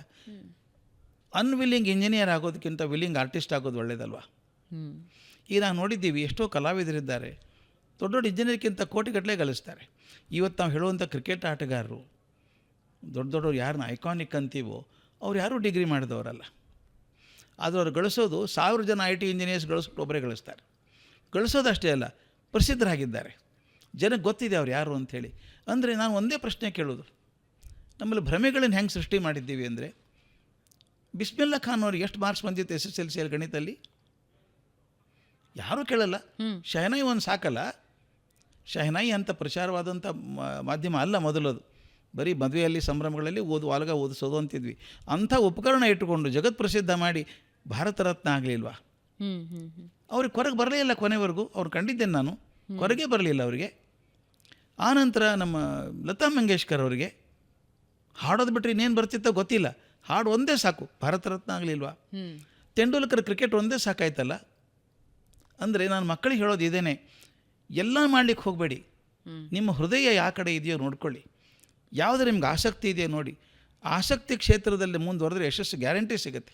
ಸರ್, ಇದನ್ನು ಅರ್ಥ ಮಾಡ್ಕೊಳ್ಳೋದ್ರಲ್ಲಿ ನಾವು ದಶಕಗಳಿಂದನೂ ಸೋಲ್ತಾ ಇದ್ದೀವಿ. ನೀವು ಹೇಳ್ತಾ ಇರೋದನ್ನು ದಶಕಗಳಿಂದ ಹೇಳ್ತಾ ಬರ್ತಾ ಇದ್ದೀರಾ. ಬಟ್ ಪೋಷಕರಲ್ಲಾಗಲಿ ವಿದ್ಯಾರ್ಥಿಗಳಲ್ಲಾಗಲಿ, ಪೋಷಕರ ಕಾರಣದಿಂದಾಗಿ ವಿದ್ಯಾರ್ಥಿಗಳಲ್ಲಾಗಲಿ ಅದು ಅರ್ಥ ಮಾಡ್ಕೊಳ್ಳುವಂಥ ಸಂದರ್ಭ ಬರ್ತಿಲ್ಲ. ಯಾಕೆಂದರೆ ಈಗ ಉದಾಹರಣೆಗೆ DVG ಎಲ್ಲರೂ ಇಷ್ಟಪಡ್ತೀವಿ, ಪ್ರೀತಿಸ್ತೀವಿ. ಆದರೆ ನಮ್ಮ ಮನೆಯಲ್ಲಿ ಒಬ್ಬ DVG ಹುಡ್ತಾನೆ ಅಂದರೆ ಅದ್ರ ಬಗ್ಗೆ ನಮಗೊಂದು ಸಮಸ್ಯೆ, ಆಕ್ಷೇಪ ಇದೆ. ಕುವೆಂಪು ನಾವು ಆರಾಧಿಸ್ತೀವಿ, ನಮ್ಮ ಮನೆಯಲ್ಲೊಬ್ಬ ಕುವೆಂಪು ಆಗ್ತೀನಿ ಅಂತ ಹೊರಟ್ರೆ ಅದಕ್ಕೆ ಅಲ್ಲಿ ಕತ್ತರಿ ಹಾಕ್ತೀವಿ. ಇಂಜಿನಿಯರ್ ಆಗು, ಡಾಕ್ಟರ್ ಆಗು, ನೀನು ವಿದೇಶಕ್ಕೆ ಹೋಗು, ಅಲ್ಲಿ ಕೋಟಿ ಕೋಟಿ ಸಂಬಳ ತೊಗೊಂಡು ಬಾ, ಇದರಿಂದ ಹೊರಗೆ ಬರೋದಕ್ಕೆ ಸಾಧ್ಯನೇ ಆಗ್ತಿಲ್ಲ. ಅಲ್ಲ, ಯಾಕೆ ಅದೇ ಹೇಳ್ತೀನಲ್ಲ, ಈಗ ನಾನು ಸಮಾಜದ ಬಗ್ಗೆ ಹೇಳ್ಕೊಂಬಂದೆ. ಧನ ಪ್ರಧಾನವಾದಂಥ ಸಮಾಜ ಆಗಿದೆ. ಎಲ್ಲವೂ ಧನ ಸುತ್ತುವಂಥದ್ದು, ಹಣನೇ. ಯಾಕೆ ಅಪ್ಪ ಅಮ್ಮ ಕೆಟ್ಟವರಲ್ಲ ಅವರು. ಯಾಕೆ ಓದು ಅಂತ ಪ್ರೆಷರ್ ಹಾಕ್ತಾರೆ ಅಂತಂದರೆ, ಓದಿದ್ರೆ ಒಳ್ಳೆ ಮಾರ್ಕ್ಸಪ್ಪ, ಒಳ್ಳೆ ಕರಿಯರ್, ಒಳ್ಳೆ ಸಂಬಳ ಸಿಗುತ್ತೆ, ಅಲ್ಲಿಗೆ ಬರೋದು. ಮತ್ತೆ ಶಿಕ್ಷಣ ಅನ್ನೋದು ಒಳ್ಳೆ ಸಂಬಳ ಪಡ್ಕೊಳ್ಳೋಕೆ ಒಂದು ಸಾಧನ ಕೂತ್ಕೊಂಡಿದೆ. ಹೀಗಾಗಿ ಯಾವ ಶಿಕ್ಷಣ ನಾನು ನೋಡಿದ್ದೇನೆ, ಅಪ್ಪ ಅಮ್ಮ ಹೊಲ ಮಾರಿ ಮಕ್ಕಳನ್ನು ಕಲಿಸಿದ್ದು ನೋಡಿದ್ದೇನೆ. ತಮ್ಮ ಹೊತ್ತಿನ ಊಟ ಬಿಟ್ಟು ಮಕ್ಕಳನ್ನು ಕಲಿಸಿದ್ದು ನೋಡಿದ್ದೇನೆ. ಯಾಕಂದರೆ ಅಲ್ಲಿ ಹೋದರೆ ಮಗ ಒಳ್ಳೆಯದಾಗ್ತಾನೆ, ದೊಡ್ಡ ನೌಕರಿ ಮಾಡ್ತಾನೆ, ಕೆಲಸ ಮಾಡ್ತಾನೆ ಅಂತ. ಅದು ಅಂದರೆ ಭ್ರಮೆ ಬಂದದ್ದು ಹಣ. ಈ ಮಾದರಿ ಚೇಂಜ್ ಆಗ್ತದೆ ಅಂತ ಹೇಳಿದ್ಮೇಲೆ ಈಗಾಗಲೇ ಸಿಂಪಲ್ಸ್ ಬರ್ತಾ ಇದೆ, ಅದಕ್ಕೆ ಸಿಂಪಲ್ಸ್ ಬರ್ತಾ ಇದೆ. ಈ ಕಲ್ಪನೆ ಮಾಡ್ಕೊಳ್ಳಿ, ನಮ್ಮ ತಂದೆ ಕಡೆಗೆ ಒಂದು 100 ಕೋಟಿ ರೂಪಾಯಿ ಆಯಿತು ಅಂತ ಇಟ್ಕೊಳ್ಳಿ. ನನಗೆ ಒತ್ತಾಯ ಮಾಡ್ತಿದ್ರು ಅವರು, ಇದನ್ನೇ ಕಲಿಯು, ಬೇಗ ಕಲಿಯಪ್ಪ, MBBS ಹೋಗು, ಡಾಕ್ಟರ್ ಆಗು, ಭಾಳ ದುಡ್ಡು ಕಲಿಸು ಅಂತಿರಲಿಲ್ಲ. ಅಯ್ಯೋ, ದುಡ್ಡು ನನ್ನ ಕಡೆ ಬೇಕಾದಷ್ಟು ಇದೆ ಮಾರಾಯ, ನಿನಗೇನು ಬೇಕೋ ಅದು ಮಾಡ್ಕೊ. ಇವತ್ತಿಗೂ ಕೂಡ ಭಾಳಷ್ಟು ಶ್ರೀಮಂತರ ಮಕ್ಕಳು ಒತ್ತಾಯ ಮಾಡಲ್ಲ, ಮೆಡಿಕಲ್ಗೆ ಹೋಗ್ಬೇಕು, ಇಂಜಿನಿಯರಿಂಗ್ ಹೋಗ್ಬೇಕು, ಅಪ್ಪ ಆಸ್ತಿ ಮಾಡಿ ಇಟ್ಟಿದ್ದಾರೆ ಬೇಕಾದಷ್ಟು. ಒಂದು ಸಲ ಭದ್ರತೆ ಇದೆ, ಹಣಕಾಸಿನ ಭದ್ರತೆ ಇದ್ದಾಗ ಏನಾದರೂ ಪ್ರಯತ್ನ ಮಾಡ್ಬೋದು. ನೀನು ಮಾಡು, ಆರ್ಟಿಸ್ಟ್ ಆಗು ನೀನು. ಈಗ ನೋಡಿರಬೇಕು, ಮೊನ್ನೆ ದಿವಸ ಒಂದು ಪ್ರಧಾನಮಂತ್ರಿಗಳು ಹೋಗಿ ಬಂದರು, ಝೂ ಮಾಡಿದ್ದಾರೆ, ಇನಾಗ್ರೇಷನ್ ಮಾಡಿದರು. ಪ್ರಪಂಚದ ಎಲ್ಲೂ ಇಲ್ಲಲ್ಲಪ್ಪ ಆ ಥರದ್ದು. ಬಿಕಾಸ್ ಹಣಕಾಸಿನ ಭದ್ರತೆ ಇದೆ ಅವರಪ್ಪಂದು. ಆದ್ದರಿಂದ ಅಂತ ಝೂ ಮಾಡಿದಾಗ ಅತ್ಯಂತ ಯಾವ ಆತಂಕಕ್ಕೆ ಒಳಗಾದಂಥ ವಂಶ ಹಾಳಾಗಿ ಹೋಗುವಂಥ ಪ್ರಾಣಿಗಳನ್ನು ತಂದು ಸಾಕಿಬಿಟ್ಟು ಮಾಡೋದು ಅದ್ಭುತ ಪ್ರಯೋಗ. ಅದು 3500 ಎಕರೆಯಲ್ಲಿ ಮಾಡಿದ್ದು. ದುಡ್ಡು ಇಲ್ಲದ್ರೆ ಮಾಡ್ತಿದ್ರು ಅವರು, ಆಗೋದು ಕಲ್ಪನೆ ಮಾಡೋಕ್ಕೆ ಸಾಧ್ಯ ಇಲ್ಲ. ಆದ್ದರಿಂದ ಈಗ ದೊಡ್ಡಿದ್ದವ್ರು, ಭದ್ರತೆ ಇದ್ದವ್ರು ಏನು ಮಾಡ್ತಿದ್ದಾರೆ, ನೀವು ಮಾಡು ಅಂತಾರೆ. ಈಗ ಸ್ಲೋಲಿ ನಮ್ಮ ಸಮಾಜದಲ್ಲಿ ಏನಾಗ್ತಿದೆ ಗೊತ್ತಾ, ಅಪ್ಪರ್ ಮಿಡ್ಲ್ ಕ್ಲಾಸ್ ಬರ್ತಾ ಇದೆ. ಈಗ middle class, upper middle class, ಅವರು ಸ್ವಲ್ಪ ದುಡ್ಡಿದೆ ಅವ್ರ ಕಡೆಯಿಂದ. ಈಗ ಭಾಳ ಜನ ನಾನು ಕಂಡದ್ದು ಹೇಳ್ತಾರೆ, ಅಯ್ಯೋ ನೀನು ಕಲಿಯಪ್ಪ ಮಾರಾಯ, ಡಾಕ್ಟ್ರ್ ಆಗಬೇಕು ಅಂತ ಏನಿಲ್ಲ, ಇದೆ ನಿನಗೇನು ಬೇಕು ಮಾಡು. ಈಗ ಬದಲಾವಣೆ ಕಾಣಿಸ್ತಾ ಇದೆ. ಈಗ ಸ್ಲೋಲಿ ಏನು ಕೆಳಗಿನ ಹಂತಕ್ಕೂ ಬರುತ್ತೆ. ಈಗ ಕಾಣ್ತಿರೋ ಹುಡುಗ ಒಬ್ಬ ಒಳ್ಳೆ ಪೇಂಟರ್ ಇದ್ದಾನೆ, ಅವನ ಪೇಂಟು 2 ಕೋಟಿಗೆ ಮಾರಾಟ ಆಯಿತು. ಅಪ್ಪ ಅಮ್ಮನಿಗೆ ಗೊತ್ತಾಯಿತು, ರೇ ಇಲ್ಲೂ ಚೆನ್ನಾಗಿದೆಯಲ್ಲಪ್ಪ ಮಾಡು. ಮೊದಲು ಬೇಡ ಅಂದವರು ಎಷ್ಟೋ ಜನ ಆ್ಯಕ್ಟರ್ಸ್ ಬೇಡ ಅಂದರು ಮನೇಲಿ. ಅದು ಒಂದು ಸಲ ಕ್ಲಿಕ್ ಆಗಿಬಿಟ್ಟು ಅದು ಹಣ ಬರೋಕ್ಕೆ ಶುರು ಆದಮೇಲೆ ವಂಡರ್ಫುಲ್ಲಪ್ಪ, ಭಾಳ ಒಳ್ಳೆ ಕೆಲಸ ಮಾಡಿದೆ ನೀನು. ಅಂದರೆ ಯಾವುದಕ್ಕೆ ಒಳ್ಳೇದಂತಿದ್ದೀನಿ ಹೇಳಿ, ನಾನೀಗ ಎಲ್ಲಿ ಹಣಕಾಸು ಜಾಸ್ತಿ ಸಿಗುತ್ತೋ ಅದು ಒಳ್ಳೆ ವೃತ್ತಿ ಅಂತ ಹೇಳ್ತಾ ಇದ್ದೀನಿ. ಒಂದು ಸಲ ತಂದೆ ತಾಯಿಗೆ ಗೊತ್ತಾಗಬೇಕು, ಈ ರೇಸ್ ಏನು ಮಾಡ್ತಾ ಇದ್ದೀವಲ್ಲ ನಾವು, ಮಕ್ಕಳನ್ನ ಕುದುರೆ ಥರ ಓಡಿಸ್ತಾ ಇದ್ದೀವಿ, ಈಗ ಅದು ಸರಿಯಲ್ಲ. ಮಕ್ಕಳು ಮನಸ್ಸಿಂದ ಮಾಡಿದ್ರೆ ಅದ್ಭುತ ಕೆಲಸ ಮಾಡ್ತಾರೆ ಅಂತ ಗೊತ್ತಾದರೆ ಅವಕಾಶ ಅವರು ಕೊಡ್ತಾರೆ. ಯಾವ ಭದ್ರತೆ ಹುಡುಕೋದು ಮನುಷ್ಯ. ಒಂದು ಭಾಳ ಇಂಟ್ರೆಸ್ಟಿಂಗ್ ವಿಷಯ ಇದೆ ಭಾವನೆ, ಹೇಳಬೇಕು ನಾನು ನಿಮಗೆ. ಹಿಂದಕ್ಕೊಂದು ಪರೀಕ್ಷೆ ಪ್ರಶ್ನೆ ಕೇಳಿದರು, ಮನುಷ್ಯನ ಮೂಲ ಅಪೇಕ್ಷೆ ಏನು? ಈ ನೌಕರಿ ಬಿಟ್ಬಿಡಿ, ಮೂಲ ಅಪೇಕ್ಷೆ ಏನು? ಬೇಕಾದಷ್ಟು ಅಪೇಕ್ಷೆ ಇರ್ಬೋದು. ಒಂದು ಒಳ್ಳೆ ಊಟ ಸಿಗಬೇಕು ಅಂತ ಇರ್ಬೋದು, ಒಳ್ಳೆ ನೌಕರಿ ಇರ್ಬೋದು, ಒಳ್ಳೆ ಹುಡುಗಿ ನೌಕರಿ ಮದುವೆ ಆಗಬೇಕು, ಏನೋ ಇರ್ತದೆ ಆಸೆ.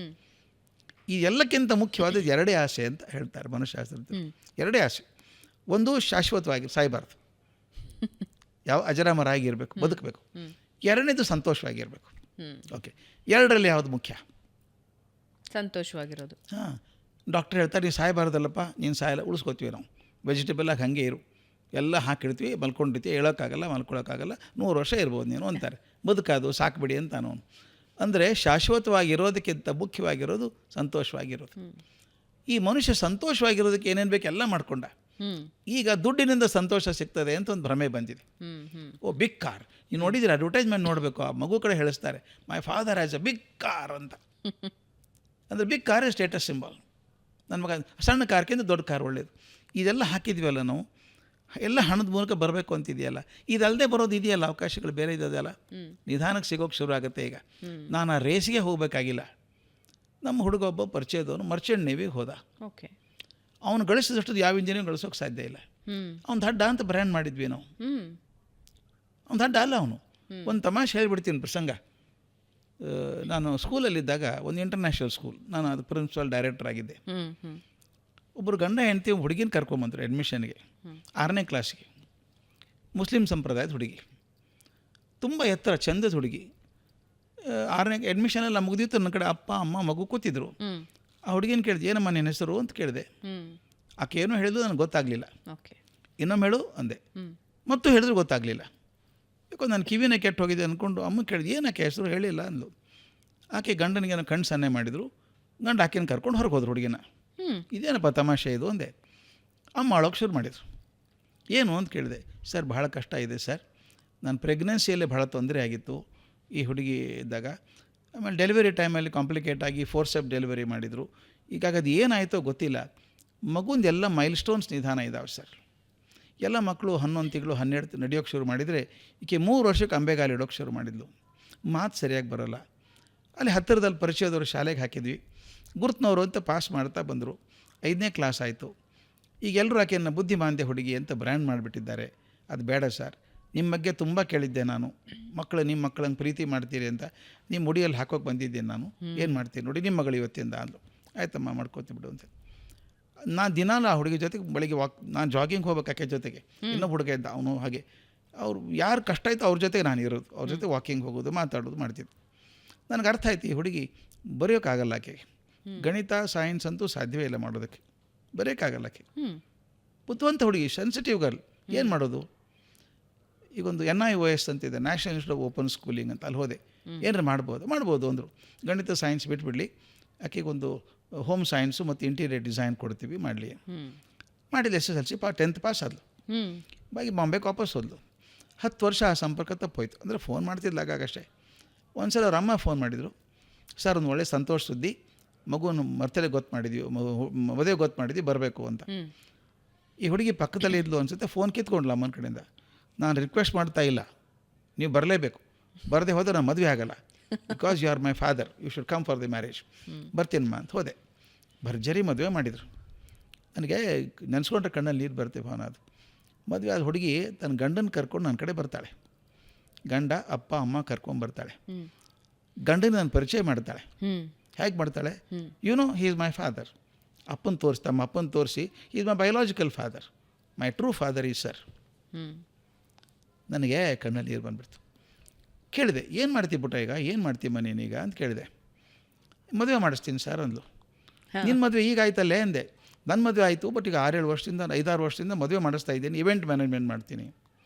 ಬಾಂಬೆಯಲ್ಲಿ ಸ್ಕ್ವೇರ್ ಇಂಚ್ ಅಂದರೆ ಫಾರ್ಚೂನು. ದೊಡ್ಡ 6,000 ಸ್ಕ್ವೇರ್ ಫುಟ್ ಆಫೀಸ್ ಮಾಡಿದ್ದಾಳೆ. ತೋರಿಸ್ತಾಳೆ ಒಂದು ರೂಮಲ್ಲಿ ಹುಡುಗಿಯರ ಡ್ರೆಸ್, ವಧುಗಳ ಡ್ರೆಸ್ ಏನಿರಬೇಕು, ಆ ಕಡೆ ವರನ್ ಡ್ರೆಸ್ ಏನಿರಬೇಕು, ತಾನು ಏನೇನು ಅರೇಂಜ್ ಮಾಡ್ತೀನಿ. ಎಷ್ಟು ಕಾನ್ಫಿಡೆಂಟ್ಲಿ ಹೇಳ್ಕೊಂಡು ಹುಡುಗಿ ಅಂದರೆ, sir I can get 500 girls in uniform for service in marriage. ಕರೆಸ್ತೀವಿ. ದೊಡ್ಡ ಮದುವೆಗಳೆಲ್ಲವು. ಎಷ್ಟು ಮದುವೆ ಮಾಡ್ತೀಪ್ಪ ನೀನು ವರ್ಷಕ್ಕೆ ಅಂತ ಕೇಳಿದೆ. ವರ್ಷಕ್ಕೊಂದು 25 ಅಂತೂ ಗ್ಯಾರಂಟಿ ಮಾಡ್ತೀನಿ ಸರ್. ತುಂಬ ಪ್ರೆಷರ್ ಬರುತ್ತೆ, 30-32 ಆಗುತ್ತೆ, 25 ಮಾತ್ರ ಗ್ಯಾರಂಟಿ ಮಾಡ್ತೀನಿ. ನಾನು ಮೇಷ್ಟ್ರು. ಎಷ್ಟು ಉಳಿತದೆ ಒಂದು ಮದುವೆಗೆ ನಿನಗೆ ಅಂತ ಕೇಳಿದೆ. ಕೇಳಿದ್ಲು, ನನ್ನ ಮದುವೆಗೆ 25 ಲಕ್ಷ ಉಳಿತದೆ ಸರ್ ಒಂದು ಮದುವೆಗೆ ಅಂದು. ನನಗೆ ಗುಣಾಕಾರ ಬರುತ್ತೆ. ಒಂದು ಮದುವೆಗೆ 25 ಲಕ್ಷ ಉಳಿಬೇಕಾದ್ರೆ 25 ಮದುವೆಗೆ 6.25 ಕೋಟಿ ಆಕೆ ಲಾಭ. ಗಳಿಕೆ ಅಲ್ಲ, ಲಾಭ. ಲಾಭ, ವರ್ಷಕ್ಕೆ ಲಾಭ. ಈ ಹುಡುಗಿನ ಬುದ್ಧಿಮಾಂದ್ಯ ಅಂತ ಹಾಕಿದ್ವಲ್ಲ ನಾವು, ನಮ್ಮ ಅಳತೆಗೋಲ ತಪ್ಪಾಗಿದೆಯಲ್ಲ ಶಿಕ್ಷಣದಲ್ಲಿ. ಗಣಿತ ಚೆನ್ನಾಗಿ ಬಂದರೆ ಬುದ್ಧಿವಂತ, ಸೈನ್ಸ್ ಬಂದರೆ ಬುದ್ಧಿವಂತ, ಇದು ದಡ್ಡ. ಯಾರು ಹೇಳಿದ್ರು ನಿಮಗೆ? ನನಗೆ ಅದು ತಲೆ ಕೆಟ್ಟು ಹೋಗುತ್ತೆ ಯಾರು ದಡ್ಡ ಅಂದರೆ. ಪ್ರಾಮಾಣಿಕವಾಗಿ ಹೇಳ್ತಾ ಇದ್ದೀನಿ ನಾನು 53 ವರ್ಷ ಆಯ್ತು ಪಾಠ ಮಾಡ್ತಾ ಇದ್ದೆ ನಾನು. ಇದುವರೆಗೂ ನನಗೆ ಒಬ್ಬ ದಡ್ಡ ಹುಡುಗ ಸಿಕ್ಕಿಲ್ಲ, ದಡ್ಡ ಹುಡುಗಿ ಸಿಕ್ಕಿಲ್ಲ. ತಾಯಿನ ಕೇಳಿ ನೋಡಿ, ಆ ಮಗು ತಾಯಿನ ಕೇಳಿ ನೋಡಿ. ಆಯ್ತಳಕ್ಕೆ ನನ್ನ ಮಗ ಗಣಿತ ಬರಲ್ಲ ಸರ್, ದಡ್ಡ ಅಲ್ಲ ಸರ್ ಅವನು ಅಂದರೆ. ನೀವು ಅಳತೆ ಮಾಡೋಕ್ಕೆ ಬರಲ್ಲ ರೀ ನಿಮಗೆ, ಬುದ್ಧಿ ಬತ್ತೀರ, ಅದರಿಂದ ಯಾಕೆ ಕಳಿತೀರಿ? ಅವನು ಒಳ್ಳೆ ಕಬಡ್ಡಿ ಪ್ಲೇಯರ್, ಅವನು ಒಳ್ಳೆ ಸಿಂಗರ್ ಇದ್ದಾನೆ, ಒಳ್ಳೆ ಆರ್ಟಿಸ್ಟ್ ಇದ್ದಾನೆ. ನಾವು ಎಲ್ಲಿ ಫೇಲ್ ಆಗಿದ್ದೀವಿ ಗೊತ್ತಾ ಶಿಕ್ಷಣದಲ್ಲಿ? ಶಿಕ್ಷಣದ ಉದ್ದೇಶವನ್ನು ಮರೆತಿದ್ದೀವಿ. ಶಿಕ್ಷಣದ ಉದ್ದೇಶ ಇರೋದು ಮಗುವಿನಲ್ಲಿ ಅಂತರ್ಗತವಾಗಿರುವಂಥ ಶಕ್ತಿಯನ್ನು ಹೊರಗೆ ತೆಗಿಬೇಕಷ್ಟೇ ನಾನು. ಬಟ್ ಅದು ನಿಮಗೆ ಒಬ್ಬ ವ್ಯಕ್ತಿಯಿಂದ, ಒಂದು ಪೋಷಕರಿಂದ, ಒಂದು ಕುಟುಂಬದಿಂದ ಆಗಬೇಕಾಗಿರೋ ವ್ಯವಸ್ಥೆ ಅಲ್ಲ ಸರ್. ಓವರಾಲ್ ಇಡೀ ದೇಶದಲ್ಲಿ ಆಗಬೇಕಾಗಿದೆ, ಇಡೀ ರಾಜ್ಯದಲ್ಲಿ ಆಗಬೇಕಾಗಿದೆ, ಸರ್ಕಾರಗಳು ಎಚ್ಚೆತ್ಕೊಳ್ಬೇಕಾಗಿದೆ. ನೀವು ಯಾವಾಗ ಶಿಕ್ಷಣ ನೀತಿ ಬದಲಾವಣೆ ಮಾಡ್ತೀರಾ ಆಗ ಮಾತ್ರ ಇದು ಸಾಧ್ಯ. ಹೌದು. ಮತ್ತು ಇನ್ನೊಂದು, ಮಾರ್ಕ್ಸೇ ಉದ್ದೇಶ ಆಗಬೇಕಾಗಿಲ್ಲ, ನಾವೆಲ್ಲ ಮಾರ್ಕ್ಸ್ವಾದಿಗಳೇ ಆಗಬೇಕಾಗಿಲ್ಲ. ಅದ್ರ ಬದಲು ಈಗ ಎಜುಕೇಷನ್ ಅನ್ನೋ ಪದಾನೇ ಅದು, ಎಡ್ಯುಕೇರ್ ಅಂತ, ಟು ಡ್ರಾ ಔಟ್. ಮಗುವಿನಲ್ಲಿ ಯಾವುದೋ ಒಂದು ಶಕ್ತಿ ಇದೆ. ನಾವೇನು ಮಾಡಿದ್ದೀವಿ ಗೊತ್ತಾ? ಇವನಿಗೆ ಏನು ಬರಲ್ಲ ಅನ್ನೋ ಪಟ್ಟಿ ಮಾಡಿದ್ದೀವಿ ಹೊರತಾಗಿ ಅವನಿಗೇನು ಬರುತ್ತೆ ಕಂಡೇ ಹಿಡಿಲಿಲ್ಲ ನಾವು. ನಾನು ಅದೇ ಶಾಲೆಯಲ್ಲಿ, ಇಂಟರ್ನ್ಯಾಷನಲ್ ಸ್ಕೂಲಲ್ಲಿ ಹುಡುಗ ಬಂದಿದ್ದ ಮುಳುಬಾಗಲಿನಿಂದ. ಏನೋ ಪ್ರಾಬ್ಲಮ್ ಮನೆಯಲ್ಲಿ, ರಜೆಯಲ್ಲಿ ಕೂಡ ನನ್ನ ಜೊತೆಗೆ ಇರಬೇಕಾಯ್ತು. ಅವನು ಅಪ್ಪ ಅಮ್ಮ ಬೇರೆ ದೇಶಕ್ಕೆ ಹೋಗಿದ್ರು, ಮಗ ನನ್ನ ಜೊತೆ ಇರಪ್ಪ ನನ್ನ ಜೊತೆಗೆ ಅಂತ ಹೇಳಿದೆ. ಆಗ ಎಲ್ಲ ಕ್ವಾರ್ಟರ್ಸ್ ರೆಡಿ ಆಗ್ತಾಯಿತ್ತು, ಸ್ಟಾಫ್ ಕ್ವಾರ್ಟರ್ಸ್ ಎಲ್ಲ ರೆಡಿ ಆಗ್ತಾಯಿತ್ತು. ಅದನ್ನು ಅಲಾಟ್ ಮಾಡೋ ಮೊದಲು ನಾನು ಪ್ರಿನ್ಸಿಪಾಲ್ ನೋಡಿ ಸೈನ್ ಮಾಡಬೇಕು, ನಾನು ಕರೆಕ್ಟಾಗಿದೆ ಕೊಡಿ ಅಂತ. ಹೆಂಗೆ ಇನ್ಸ್ಪೆಕ್ಷನ್ ಮಾಡ್ಕೊಂಬರ್ತಾಯಿದ್ದೆ. ನನ್ನ ಜೊತೆಗೆ ಇಂಜಿನಿಯರ್ಸು, ಆರ್ಕಿಟೆಕ್ಟ್ಸು ಎಲ್ಲ ಜೊತೆಗಿದ್ದರು. ಈ ಹುಡುಗ ಓಡಾಡ್ತಾ ಇದ್ದ ಅಷ್ಟೊತ್ತಲ್ಲಿ, ಖಾಲಿ ಇದ್ದಾನೆ, ಒಬ್ಬನೇ ಇದ್ದಾನಲ್ಲ ಕ್ಯಾಂಪಸ್ಸಲ್ಲಿ. ಯಾವುದೋ ಬಾತ್ರೂಮಿಗೆ ಹೋದಾಗ ಮಿರರ್ ಸರಿಯಾಗಿ ಕಾಣಿಸ್ತಿಲ್ಲ, ವೇವ್ ಇದ್ದಂಗಿತ್ತು. ಮಿರರ್ ಚೇಂಜ್ ಮಾಡಿರಿ, ಸರಿ ಇಲ್ಲ ಅದು ಅಂದೆ ನಾನು. ಆ ಕಾಂಟ್ರಾಕ್ಟರ್ ಹೇಳಿದೆ. ತಕ್ಷಣ ಬಂದವನು, ಅದು sir C grade sir, 250 rupees sir ಅಂದ. ನಿನಗೆ ಹೆಂಗೆ ಗೊತ್ತು ಅಂದೆ. ನಾವು ಕನ್ಸ್ಟ್ರಕ್ಷನ್ ಸಾಮಾನು ಎಲ್ಲ ಮಾರ್ತೀವಲ್ಲ ಸರ್ ಅಂದ. ಎಲ್ಲ ಬೆಲೆ ಗೊತ್ತಾ ನಿನಗೆ? ಗೊತ್ತು ಸರ್ ಅಂದ. ಹಾಗಾದ್ರೆ ಒಂದು ಕೆಲಸ ಮಾಡೋ, ಈ ಮನೆ ಕಟ್ಟಿದ್ದಾರಲ್ಲ, 2 ಬೆಡ್ರೂಮ್ ಮನೆ ಇದೆ, ಇದ್ರ ಬೇಕು ಕೆಲೆ ಎಷ್ಟಾಗುತ್ತೆ, ಸ್ಕ್ವೇರ್ ಫೀಟ್ ಲೆಕ್ಕ ಹೇಳ್ತೀಯ ನನಗೆ ಅಂದೆ. ಹೇಳ್ತೀನಿ ಸರ್ ಅಂದ. ಪೆನ್ ಇಲ್ಲ, ಪೆನ್ಸಿಲ್ ಇಲ್ಲ, ಏನಿಲ್ಲ. ಹೋದ, ಆ ಹ್ಯಾಂಡಲ್ ನೋಡಿದ, ಗ್ಲಾಸ್ ನೋಡಿದ, ಡೋರು, ಫ್ಲೇಮು, ಫ್ಲೋರಿಂಗ್ ಎಲ್ಲ ನೋಡ್ಕೊಂಡ ಬಂದು, ಸರ್ ಇದು 650 ರೂಪಾಯಿ ಸ್ಕ್ವೇರ್ ಫೀಟ್ ಆಗುತ್ತೆ ಸರ್ ಮನೆ ಅಂದ. ನಾನು ಕಾಂಟ್ರಾಕ್ಟರ್ ಕೇಳಿದೆ, ಎಷ್ಟು ಆಯ್ತು ರೀ ಇದು ಅಂತ ಕೇಳಿದೆ. ಇಲ್ಲ ಸರ್ ಅವ್ನಿಗೇನು ಗೊತ್ತಾಗುತ್ತೆ, 950 ಸ್ಕ್ವೇರ್ ಫೀಟ್ ಆಯ್ತು ಸರ್ ಅಂತಂದರು. ಏನೋ ನೀನು 650 ಅಂತ, ಅವ್ರು 950 ಅಂತಾರೆ ಅಂತ. ಸಾರ್ ನಿಮ್ಮ ತಲೆ ಸುಣ್ಣ ತಿಕ್ಕಿದ್ದಾರೆ ಸರ್ ಅವರು ಅಂದ್ರೆ. ಅವನಿಗೆ ತಾನು ಕಮ್ಮಿ ಹೇಳಿದಂತಿಲ್ಲ, ತಂದೆ ಗ್ಯಾರಂಟಿ, ಅಷ್ಟು ಆತ್ಮವಿಶ್ವಾಸ. ಅವ್ನು ಗಣಿತಲ್ಲಿ ಫೇಲ್ ಮಾಡ್ತೀವಲ್ರಿ ನಾವು. ನನಗೆ ಕಂಪ್ಯೂಟರ್ ಕೊಟ್ಟಿದ್ರು ಕೂಡ ಅದೆಲ್ಲ ಕ್ಯಾಲ್ಕುಲೇಷನ್ ಮಾಡೋಕೆ ಅರ್ಧ ಗಂಟೆ ಮಿನಿಮಮ್ ಬೇಕಾಗ್ತಿತ್ತು ಸ್ಕ್ವೇರ್ ಫೀಟ್ ಲೆಕ್ಕ ಹಾಕೋದು. ಅವ್ನು ಏನೂ ಇಲ್ಲ, ಪೆನ್ ಇಲ್ಲ, ಪೆನ್ಸಿಲ್ ಇಲ್ಲ, ಏನೆಲ್ಲ ಮಾಡ್ತಾನೆ. ಆ ಶಕ್ತಿ ಅಲ್ವಾ ಅದು? ನಾನು ಹಿಂಗೆ ಈಗ ಅವನೇನು ದೊಡ್ಡ ಕಾಂಟ್ರಾಕ್ಟ್ರಿಗೆ ಅವನು ಗ್ರನೈಟ್ ಕಾಂಟ್ರಾಕ್ಟ್ ಮಾಡ್ತಾನೆ. 3 ತಿಂಗಳು ಜಪಾನಿಗೆ ಹೋಗ್ತಾನೆ. ನಿನಗೇನು ಅರ್ಥ ಆಗುತ್ತೋ, ಜಪಾನಿ ಭಾಷೆ ಬರ್ತದೇನೋ ಅಂತ ಕೇಳಿದೆ. ಸಿಕ್ಕಿರ್ತಾನೆ ಅವ್ನು ಯಾವಾಗಾದ್ರು. ಈಗ ಅವ್ನು ಭಾರಿ ಶ್ರೀಮಂತ, ಕೋಟಿಗಟ್ಟಲೆ ಗಳಿಸ್ತಾನೆ. ನನಗೆ ಬೇಕು ಸರ್ ಇಂಗ್ಲೀಷು ಅಂದ. ಮತ್ತು ಹೆಂಗೆ ಮಾಡ್ತೀವಿ ಅಂದೆ. ಸರ್ ಬಿಡಿ ಸರ್, ಅವ್ನ ಸ್ಟೈಲ್ ಭಾಳ ಚೆನ್ನಾಗಿದೆ ಸರ್, ನಂಬರ್ ಇದೆ ಸರ್, 1 ಟನ್ನಿಗೆ ಎಷ್ಟು ಅಂತ ಲೆಕ್ಕ ಇದೆ ನಂದು. ಮೇಲೆ ಬಂದರೆ ಕೊಡ್ತೀನಿ, ಕಮ್ಮಿ ಬಂದರೆ ಕೊಡೋಲ್ಲ, ಅಷ್ಟೇ. ಮಾತಾಡೋರು ಇದ್ದಾರೆ ಸರ್, ಅವ್ರು ಭಾಷೆ ಮಾತಾಡ್ತಾರೆ, 2 ಭಾಷೆ. ಕೇಳ್ತೀನಿ ಟನ್ನಿಗೆ ಎಷ್ಟು ಅಂತ ಕೇಳ್ತೀನಿ, ನಾನು ರೇಟ್ ಹೇಳ್ತೀನಿ. ಅದಕ್ಕಿಂತ ಹೆಚ್ಚಿಗೆ ಹೇಳಿದ್ರು ಎಸ್ ಅಂತೀನಿ, ಇದು ಬೀಳುತ್ತೆ, ಮುಗಿದು ಭಾಷೆ ಆಗಬೇಕು ಸರ್. ನೋಡಿ, ನಾವು ಭಾಷೆ ಅಂತ ಒದ್ದಾಡ್ತೀವಿ. ಅವನು ಏನೂ ಭಾಷೆ ಗೊತ್ತಿಲ್ಲದೆ ಕೋಟಿಗಟ್ಟಲೆ ಗಳಿಸ್ತಾನೆ, ದೊಡ್ಡ ಮರ್ಯಾದೆ ಅವನಿಗೀಗ.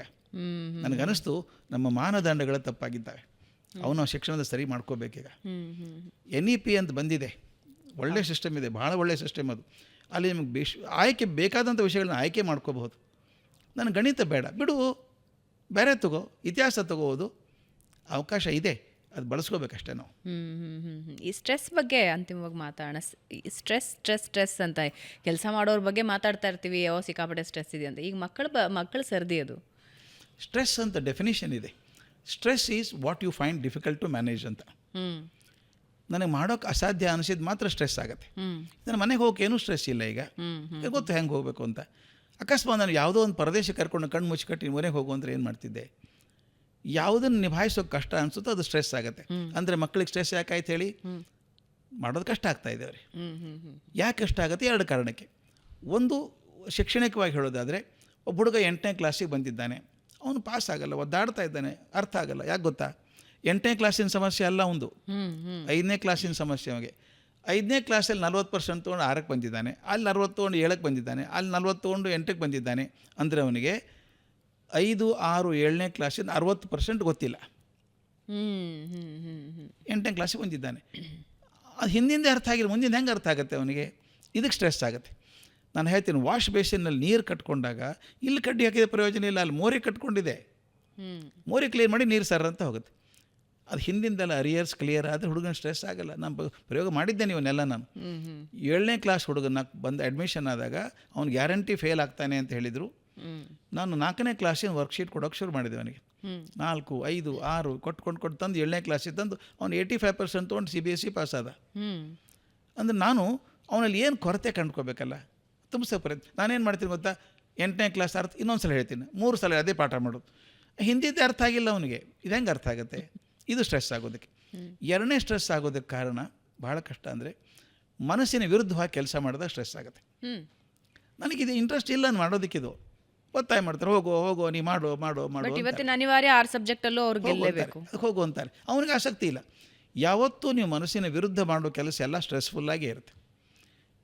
ಮಕ್ಕಳು ತಂದೆ ತಾಯಿ ಬರ್ತಾರೆ ನನ್ನ ಕಡೆಗೆ, ಮಗನಿಗೆ ಏಕಾಗ್ರತೆಯೇ ಇಲ್ಲ ಸರ್, 10 ನಿಮಿಷ ಕೂತ್ಕೊಳ್ಳಲ್ಲ ಸರ್ ಅಂತಾರೆ. ಅವ್ನು ಕರೆದೆ, ಮ್ಯಾಚ್ ನೋಡ್ತೀಯ, ಕ್ರಿಕೆಟ್ ಮ್ಯಾಚು ನೋಡ್ತೀನಿ ಸರ್ ಅಂದ. 1 ಬಾಲು ಬಿಡಲ್ಲ ಸರ್, 8 ತಾಸು ಕೂತ್ಕೋತಾನು. ಅಪ್ಪನಿಗೆ ಹೇಳಿದೆ ಏಕಾಗ್ರತೆ ಇಲ್ಲ ಅಂತೀರಿ, 8 ತಾಸು ಕೂತ್ಕೊಂಡಿದ್ದಾನೆ. ಏಕಾಗ್ರತೆ ಬರೋದು ಯಾವಾಗ? ಮನಸ್ಸಿಗೆ ಇಷ್ಟವಾದದ್ದನ್ನು ಮಾಡಿದಾಗ 8 ತಾಸು ಮಾಡಿದ್ರು ಸುಸ್ತಾಗಲ್ಲ. ಬಟ್ ಎಲ್ಲರೂ ಸಚಿನ್ ತೆಂಡೂಲ್ಕರ್, ಎಲ್ಲರೂ ರಾಹುಲ್ ದ್ರಾವಿಡ್, ವಿರಾಟ್ ಕೊಹ್ಲಿ, ಧೋನಿ ಆಗೋದಕ್ಕೆ ಸಾಧ್ಯ ಇಲ್ಲ. ಬೇಕೇ ಇಲ್ಲ, ನಾಟ್ ನೆಸರಿ, ಆಗೋದೇ ಬೇಕಾಗಿಲ್ಲ. ನಾವು ಐಕಾನ್ಸ್ ಬಿಟ್ಟುಬಿಡೋಣ. ನನ್ನ ಜೀವನದಲ್ಲಿ ನಾನು ಸಂತೋಷವಾಗಿರ್ಬೋದಾ? ನಗನಗ್ತಾ ಬದುಕ್ಬೋದಾ? ಯಾವಾಗ ಬದುಕ್ತೀನಿ ಹೇಳಿ? ನಾನು ಯಾವಾಗಲೂ there is a fight between mind and body. ತಲೆ ಹೇಳ್ತದೆ ಮಾಡು ಇದನ್ನು ಅಂತದೆ, ಮನಸ್ಸು ಬೇಡ ಅನ್ನತ್ತೆ, ಆವಾಗಲೇ ಸ್ಟ್ರೆಸ್ ಆಗೋದು. ನಾನು ಮಾಡುವಂಥದ್ದನ್ನು ಮಾಡಿದಾಗ ನನಗೆ ಏನೂ ತೊಂದರೆನೇ ಸ್ಟ್ರೆಸ್ಸೇ ಆಗೋದಿಲ್ಲಲ್ಲ. ನನಗೆ ಎಷ್ಟೋ ಜನ ಕೇಳ್ತಾರೆ, ಇಷ್ಟು ಓಡಾಡ್ತೀರಲ್ಲ, ಊರೂರು ದೇಶ ಓಡ್ತೀರಿ, ಸುಸ್ತಾಗಲ್ವ ನಿಮಗೆ? ಆಗೋದೇ ಇಲ್ಲ ನನಗೆ. ಯಾಕಂದರೆ I do what I want to do. ಈಗ ನಾನು ಮಾಡಬೇಕಾದದ್ದಕ್ಕೂ ಮತ್ತು ಮಾಡಿದ್ದಕ್ಕೂ ವ್ಯತ್ಯಾಸ ಬಂದಾಗ ಸುಸ್ತಾಗೇ ಆಗುತ್ತೆ. ಈ ಮಕ್ಕಳಿಗೆ ಹಾಗೆ ಆಗೋದು. ನನ್ನ ಮೊಮ್ಮಗಳು ಹೇಳ್ತಿರ್ತಾಳೆ, ಅಜಾ ನನಗೆ ಇದು ಇಂಟ್ರೆಸ್ಟ್ ಇಲ್ಲ, ಏನು ಮಾಡೋದು, ಪರೀಕ್ಷೆಗೆ ಓದಬೇಕಲ್ಲ ಅಂತಾಳೆ. ತನಗೆ ಖುಷಿಯ ಸಬ್ಜೆಕ್ಟ್ ಇರುತ್ತಲ್ಲ, ನಾಳೆ ಪೇಪರ್ ಫಸ್ಟ್ ಕ್ಲಾಸ್, ಏನು ಚಿಂತೆ ಇಲ್ಲ, ಸಿಂಪಲ್ 2 6 ನಮ್ಮ ಮನೇಲಿದ್ದಾವೆ. ಅದಕ್ಕೆ ನಾವೇನು ಮಾಡಬೇಕು ಪಾಲಕರು ಅಂದರೆ, ನನ್ನ ಮಕ್ಕಳು ಇಲ್ಲೇ ಮಾಡಿದ್ರೆ ಉದ್ಧಾರ ಆಗ್ತಾರೆ ಅಂತೇನಿಲ್ಲ. ಇವತ್ತು ಸಮಾಜ ಎಷ್ಟು ಚೆನ್ನಾಗಿದೆ ಅಂದರೆ, 100 ಅವಕಾಶಗಳಿದ್ದಾವೆ. ಯಾವುದರಲ್ಲೇ ಒಂದು ಒಳ್ಳೇದಾದರೆ ಸಾಕು. PV ಸಿಂಧು ಎದಕ್ಕೆ ಫೇಮಸ್ಸು? ಬ್ಯಾಡ್ಮಿಂಟನ್, ಅದೊಂದೇ ಸಾಕು ಅಲ್ವಾ? ಪಂಕಜ್ ಅದ್ವಾನಿ ಸ್ನೂಕರ್ ಒಂದೇ ಸಾಕು. ಅದನ್ನು ಅರ್ಥ ಪಾಲಕರಿಗೆ ಆಗಬೇಕು. ನನ್ನ ಮಕ್ಕಳು ದೊಡ್ಡವರ ಆಗ್ಬೇಕಾದ್ರೆ ಇದೇ ಆಗಬೇಕು ಅಂತ ಇಲ್ಲ.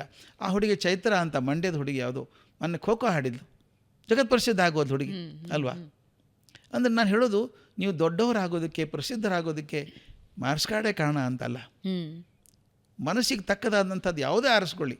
ನಾನು ಮಾತು ಹೇಳೋದು, ನಾನು ಹೇಳ್ತೀನಿ, ಮಕ್ಕಳಿಗೆ ಟ್ರೈನಿಂಗ್ ಬೇಕಾಗಿಲ್ಲ, ಪಾಲಕರಿಗೆ ಟ್ರೈನಿಂಗ್ ಬೇಕಿದೆ. ಅವರು ಸ್ಟ್ರೆಸ್ಫುಲ್ ಆಗಿದೆ. ಖಂಡಿತ ನೀವು ಹೇಳಿದ ಹಾಗೆ ಮಕ್ಕಳಿಗೆ ನಾವು ಸ್ಟ್ರೆಸ್ ಕೊಡದೇ ಇದ್ರೆ ಅವ್ರ ಪಾಡಿಗೆ ಅವರು ದಾರಿಯನ್ನು ಕಂಡುಕೊಳ್ತಾ ಹೋಗ್ತಾರೆ. ಧನ್ಯವಾದ ಸರ್. ಅಂದರೆ ನಿಮ್ಮ ಮಾತುಗಳನ್ನು ಮುಗಿಸೋದಕ್ಕೆ ನನಗೆ ಮನಸ್ಸು ಬರ್ತಿಲ್ಲ, ಆದರೂ ಕೂಡ ಕಾರ್ಯಕ್ರಮ ಮುಗಿಸ್ಬೇಕಾದ ಸಂದರ್ಭ ಬಂದಿದೆ. ಆದರೆ ಒಂದು ರಿಕ್ವೆಸ್ಟ್, ನಾವು ಈ ಪಾಡ್ಕಾಸ್ಟ್ ಶುರು ಮಾಡೋದಕ್ಕೆ ಮುಂಚೆ ನೀವು ಕೂತು ರಾಮಾಯಣದ ಬಗ್ಗೆ ಬಹಳ ಸುಂದರವಾಗಿ ವಿವರಿಸ್ತಾ ಇದ್ರಿ. ಮತ್ತೊಂದು ಸಲ ನಮಗೋಸ್ಕರ ಒಂದು ಅವಕಾಶ ಕೊಡಿ, ರಾಮಾಯಣದ ಬಗ್ಗೆಯೇ ನಾವು ಮಾತನಾಡ್ತಾ ಹೋಗೋಣ. ಇವತ್ತಿನ ಜನರೇಷನ್ಗೆ ನಾವು ನಮ್ಮ ಹಿಂದಿನ ಸಂಸ್ಕೃತಿಯನ್ನು ತಿಳಿಸ್ಕೊಡ್ಬೇಕಾದ ಅವಶ್ಯಕತೆ ಇದೆ. ಬಹಳ ಸುಂದರವಾಗಿ ತಿಳಿಸಿದ್ರಿ. ಅದರದ್ದೇ ಒಂದು ಸ್ಪೆಷಲ್ ಪಾಡ್ಕಾಸ್ಟ್ ಮಾಡೋಣ. ಆಗಲಿ. ಧನ್ಯವಾದ ಸರ್. ತುಂಬ ಪ್ರೀತಿಯಿಂದ ಸುವರ್ಣ ನ್ಯೂಸ್ ಪರವಾಗಿ, ನಮ್ಮೆಲ್ಲರ ಪರವಾಗಿ ಧನ್ಯವಾದ. Thank you. ಧನ್ಯವಾದಗಳು. ನಮಸ್ತೆ ವೀಕ್ಷಕರೇ, ಇದರೊಂದಿಗೆ ಇವತ್ತಿನ ಪಾಡ್ಕಾಸ್ಟ್ ಮುಗಿಸ್ತಾ ಇದ್ದೀವಿ. ನಮಸ್ಕಾರ.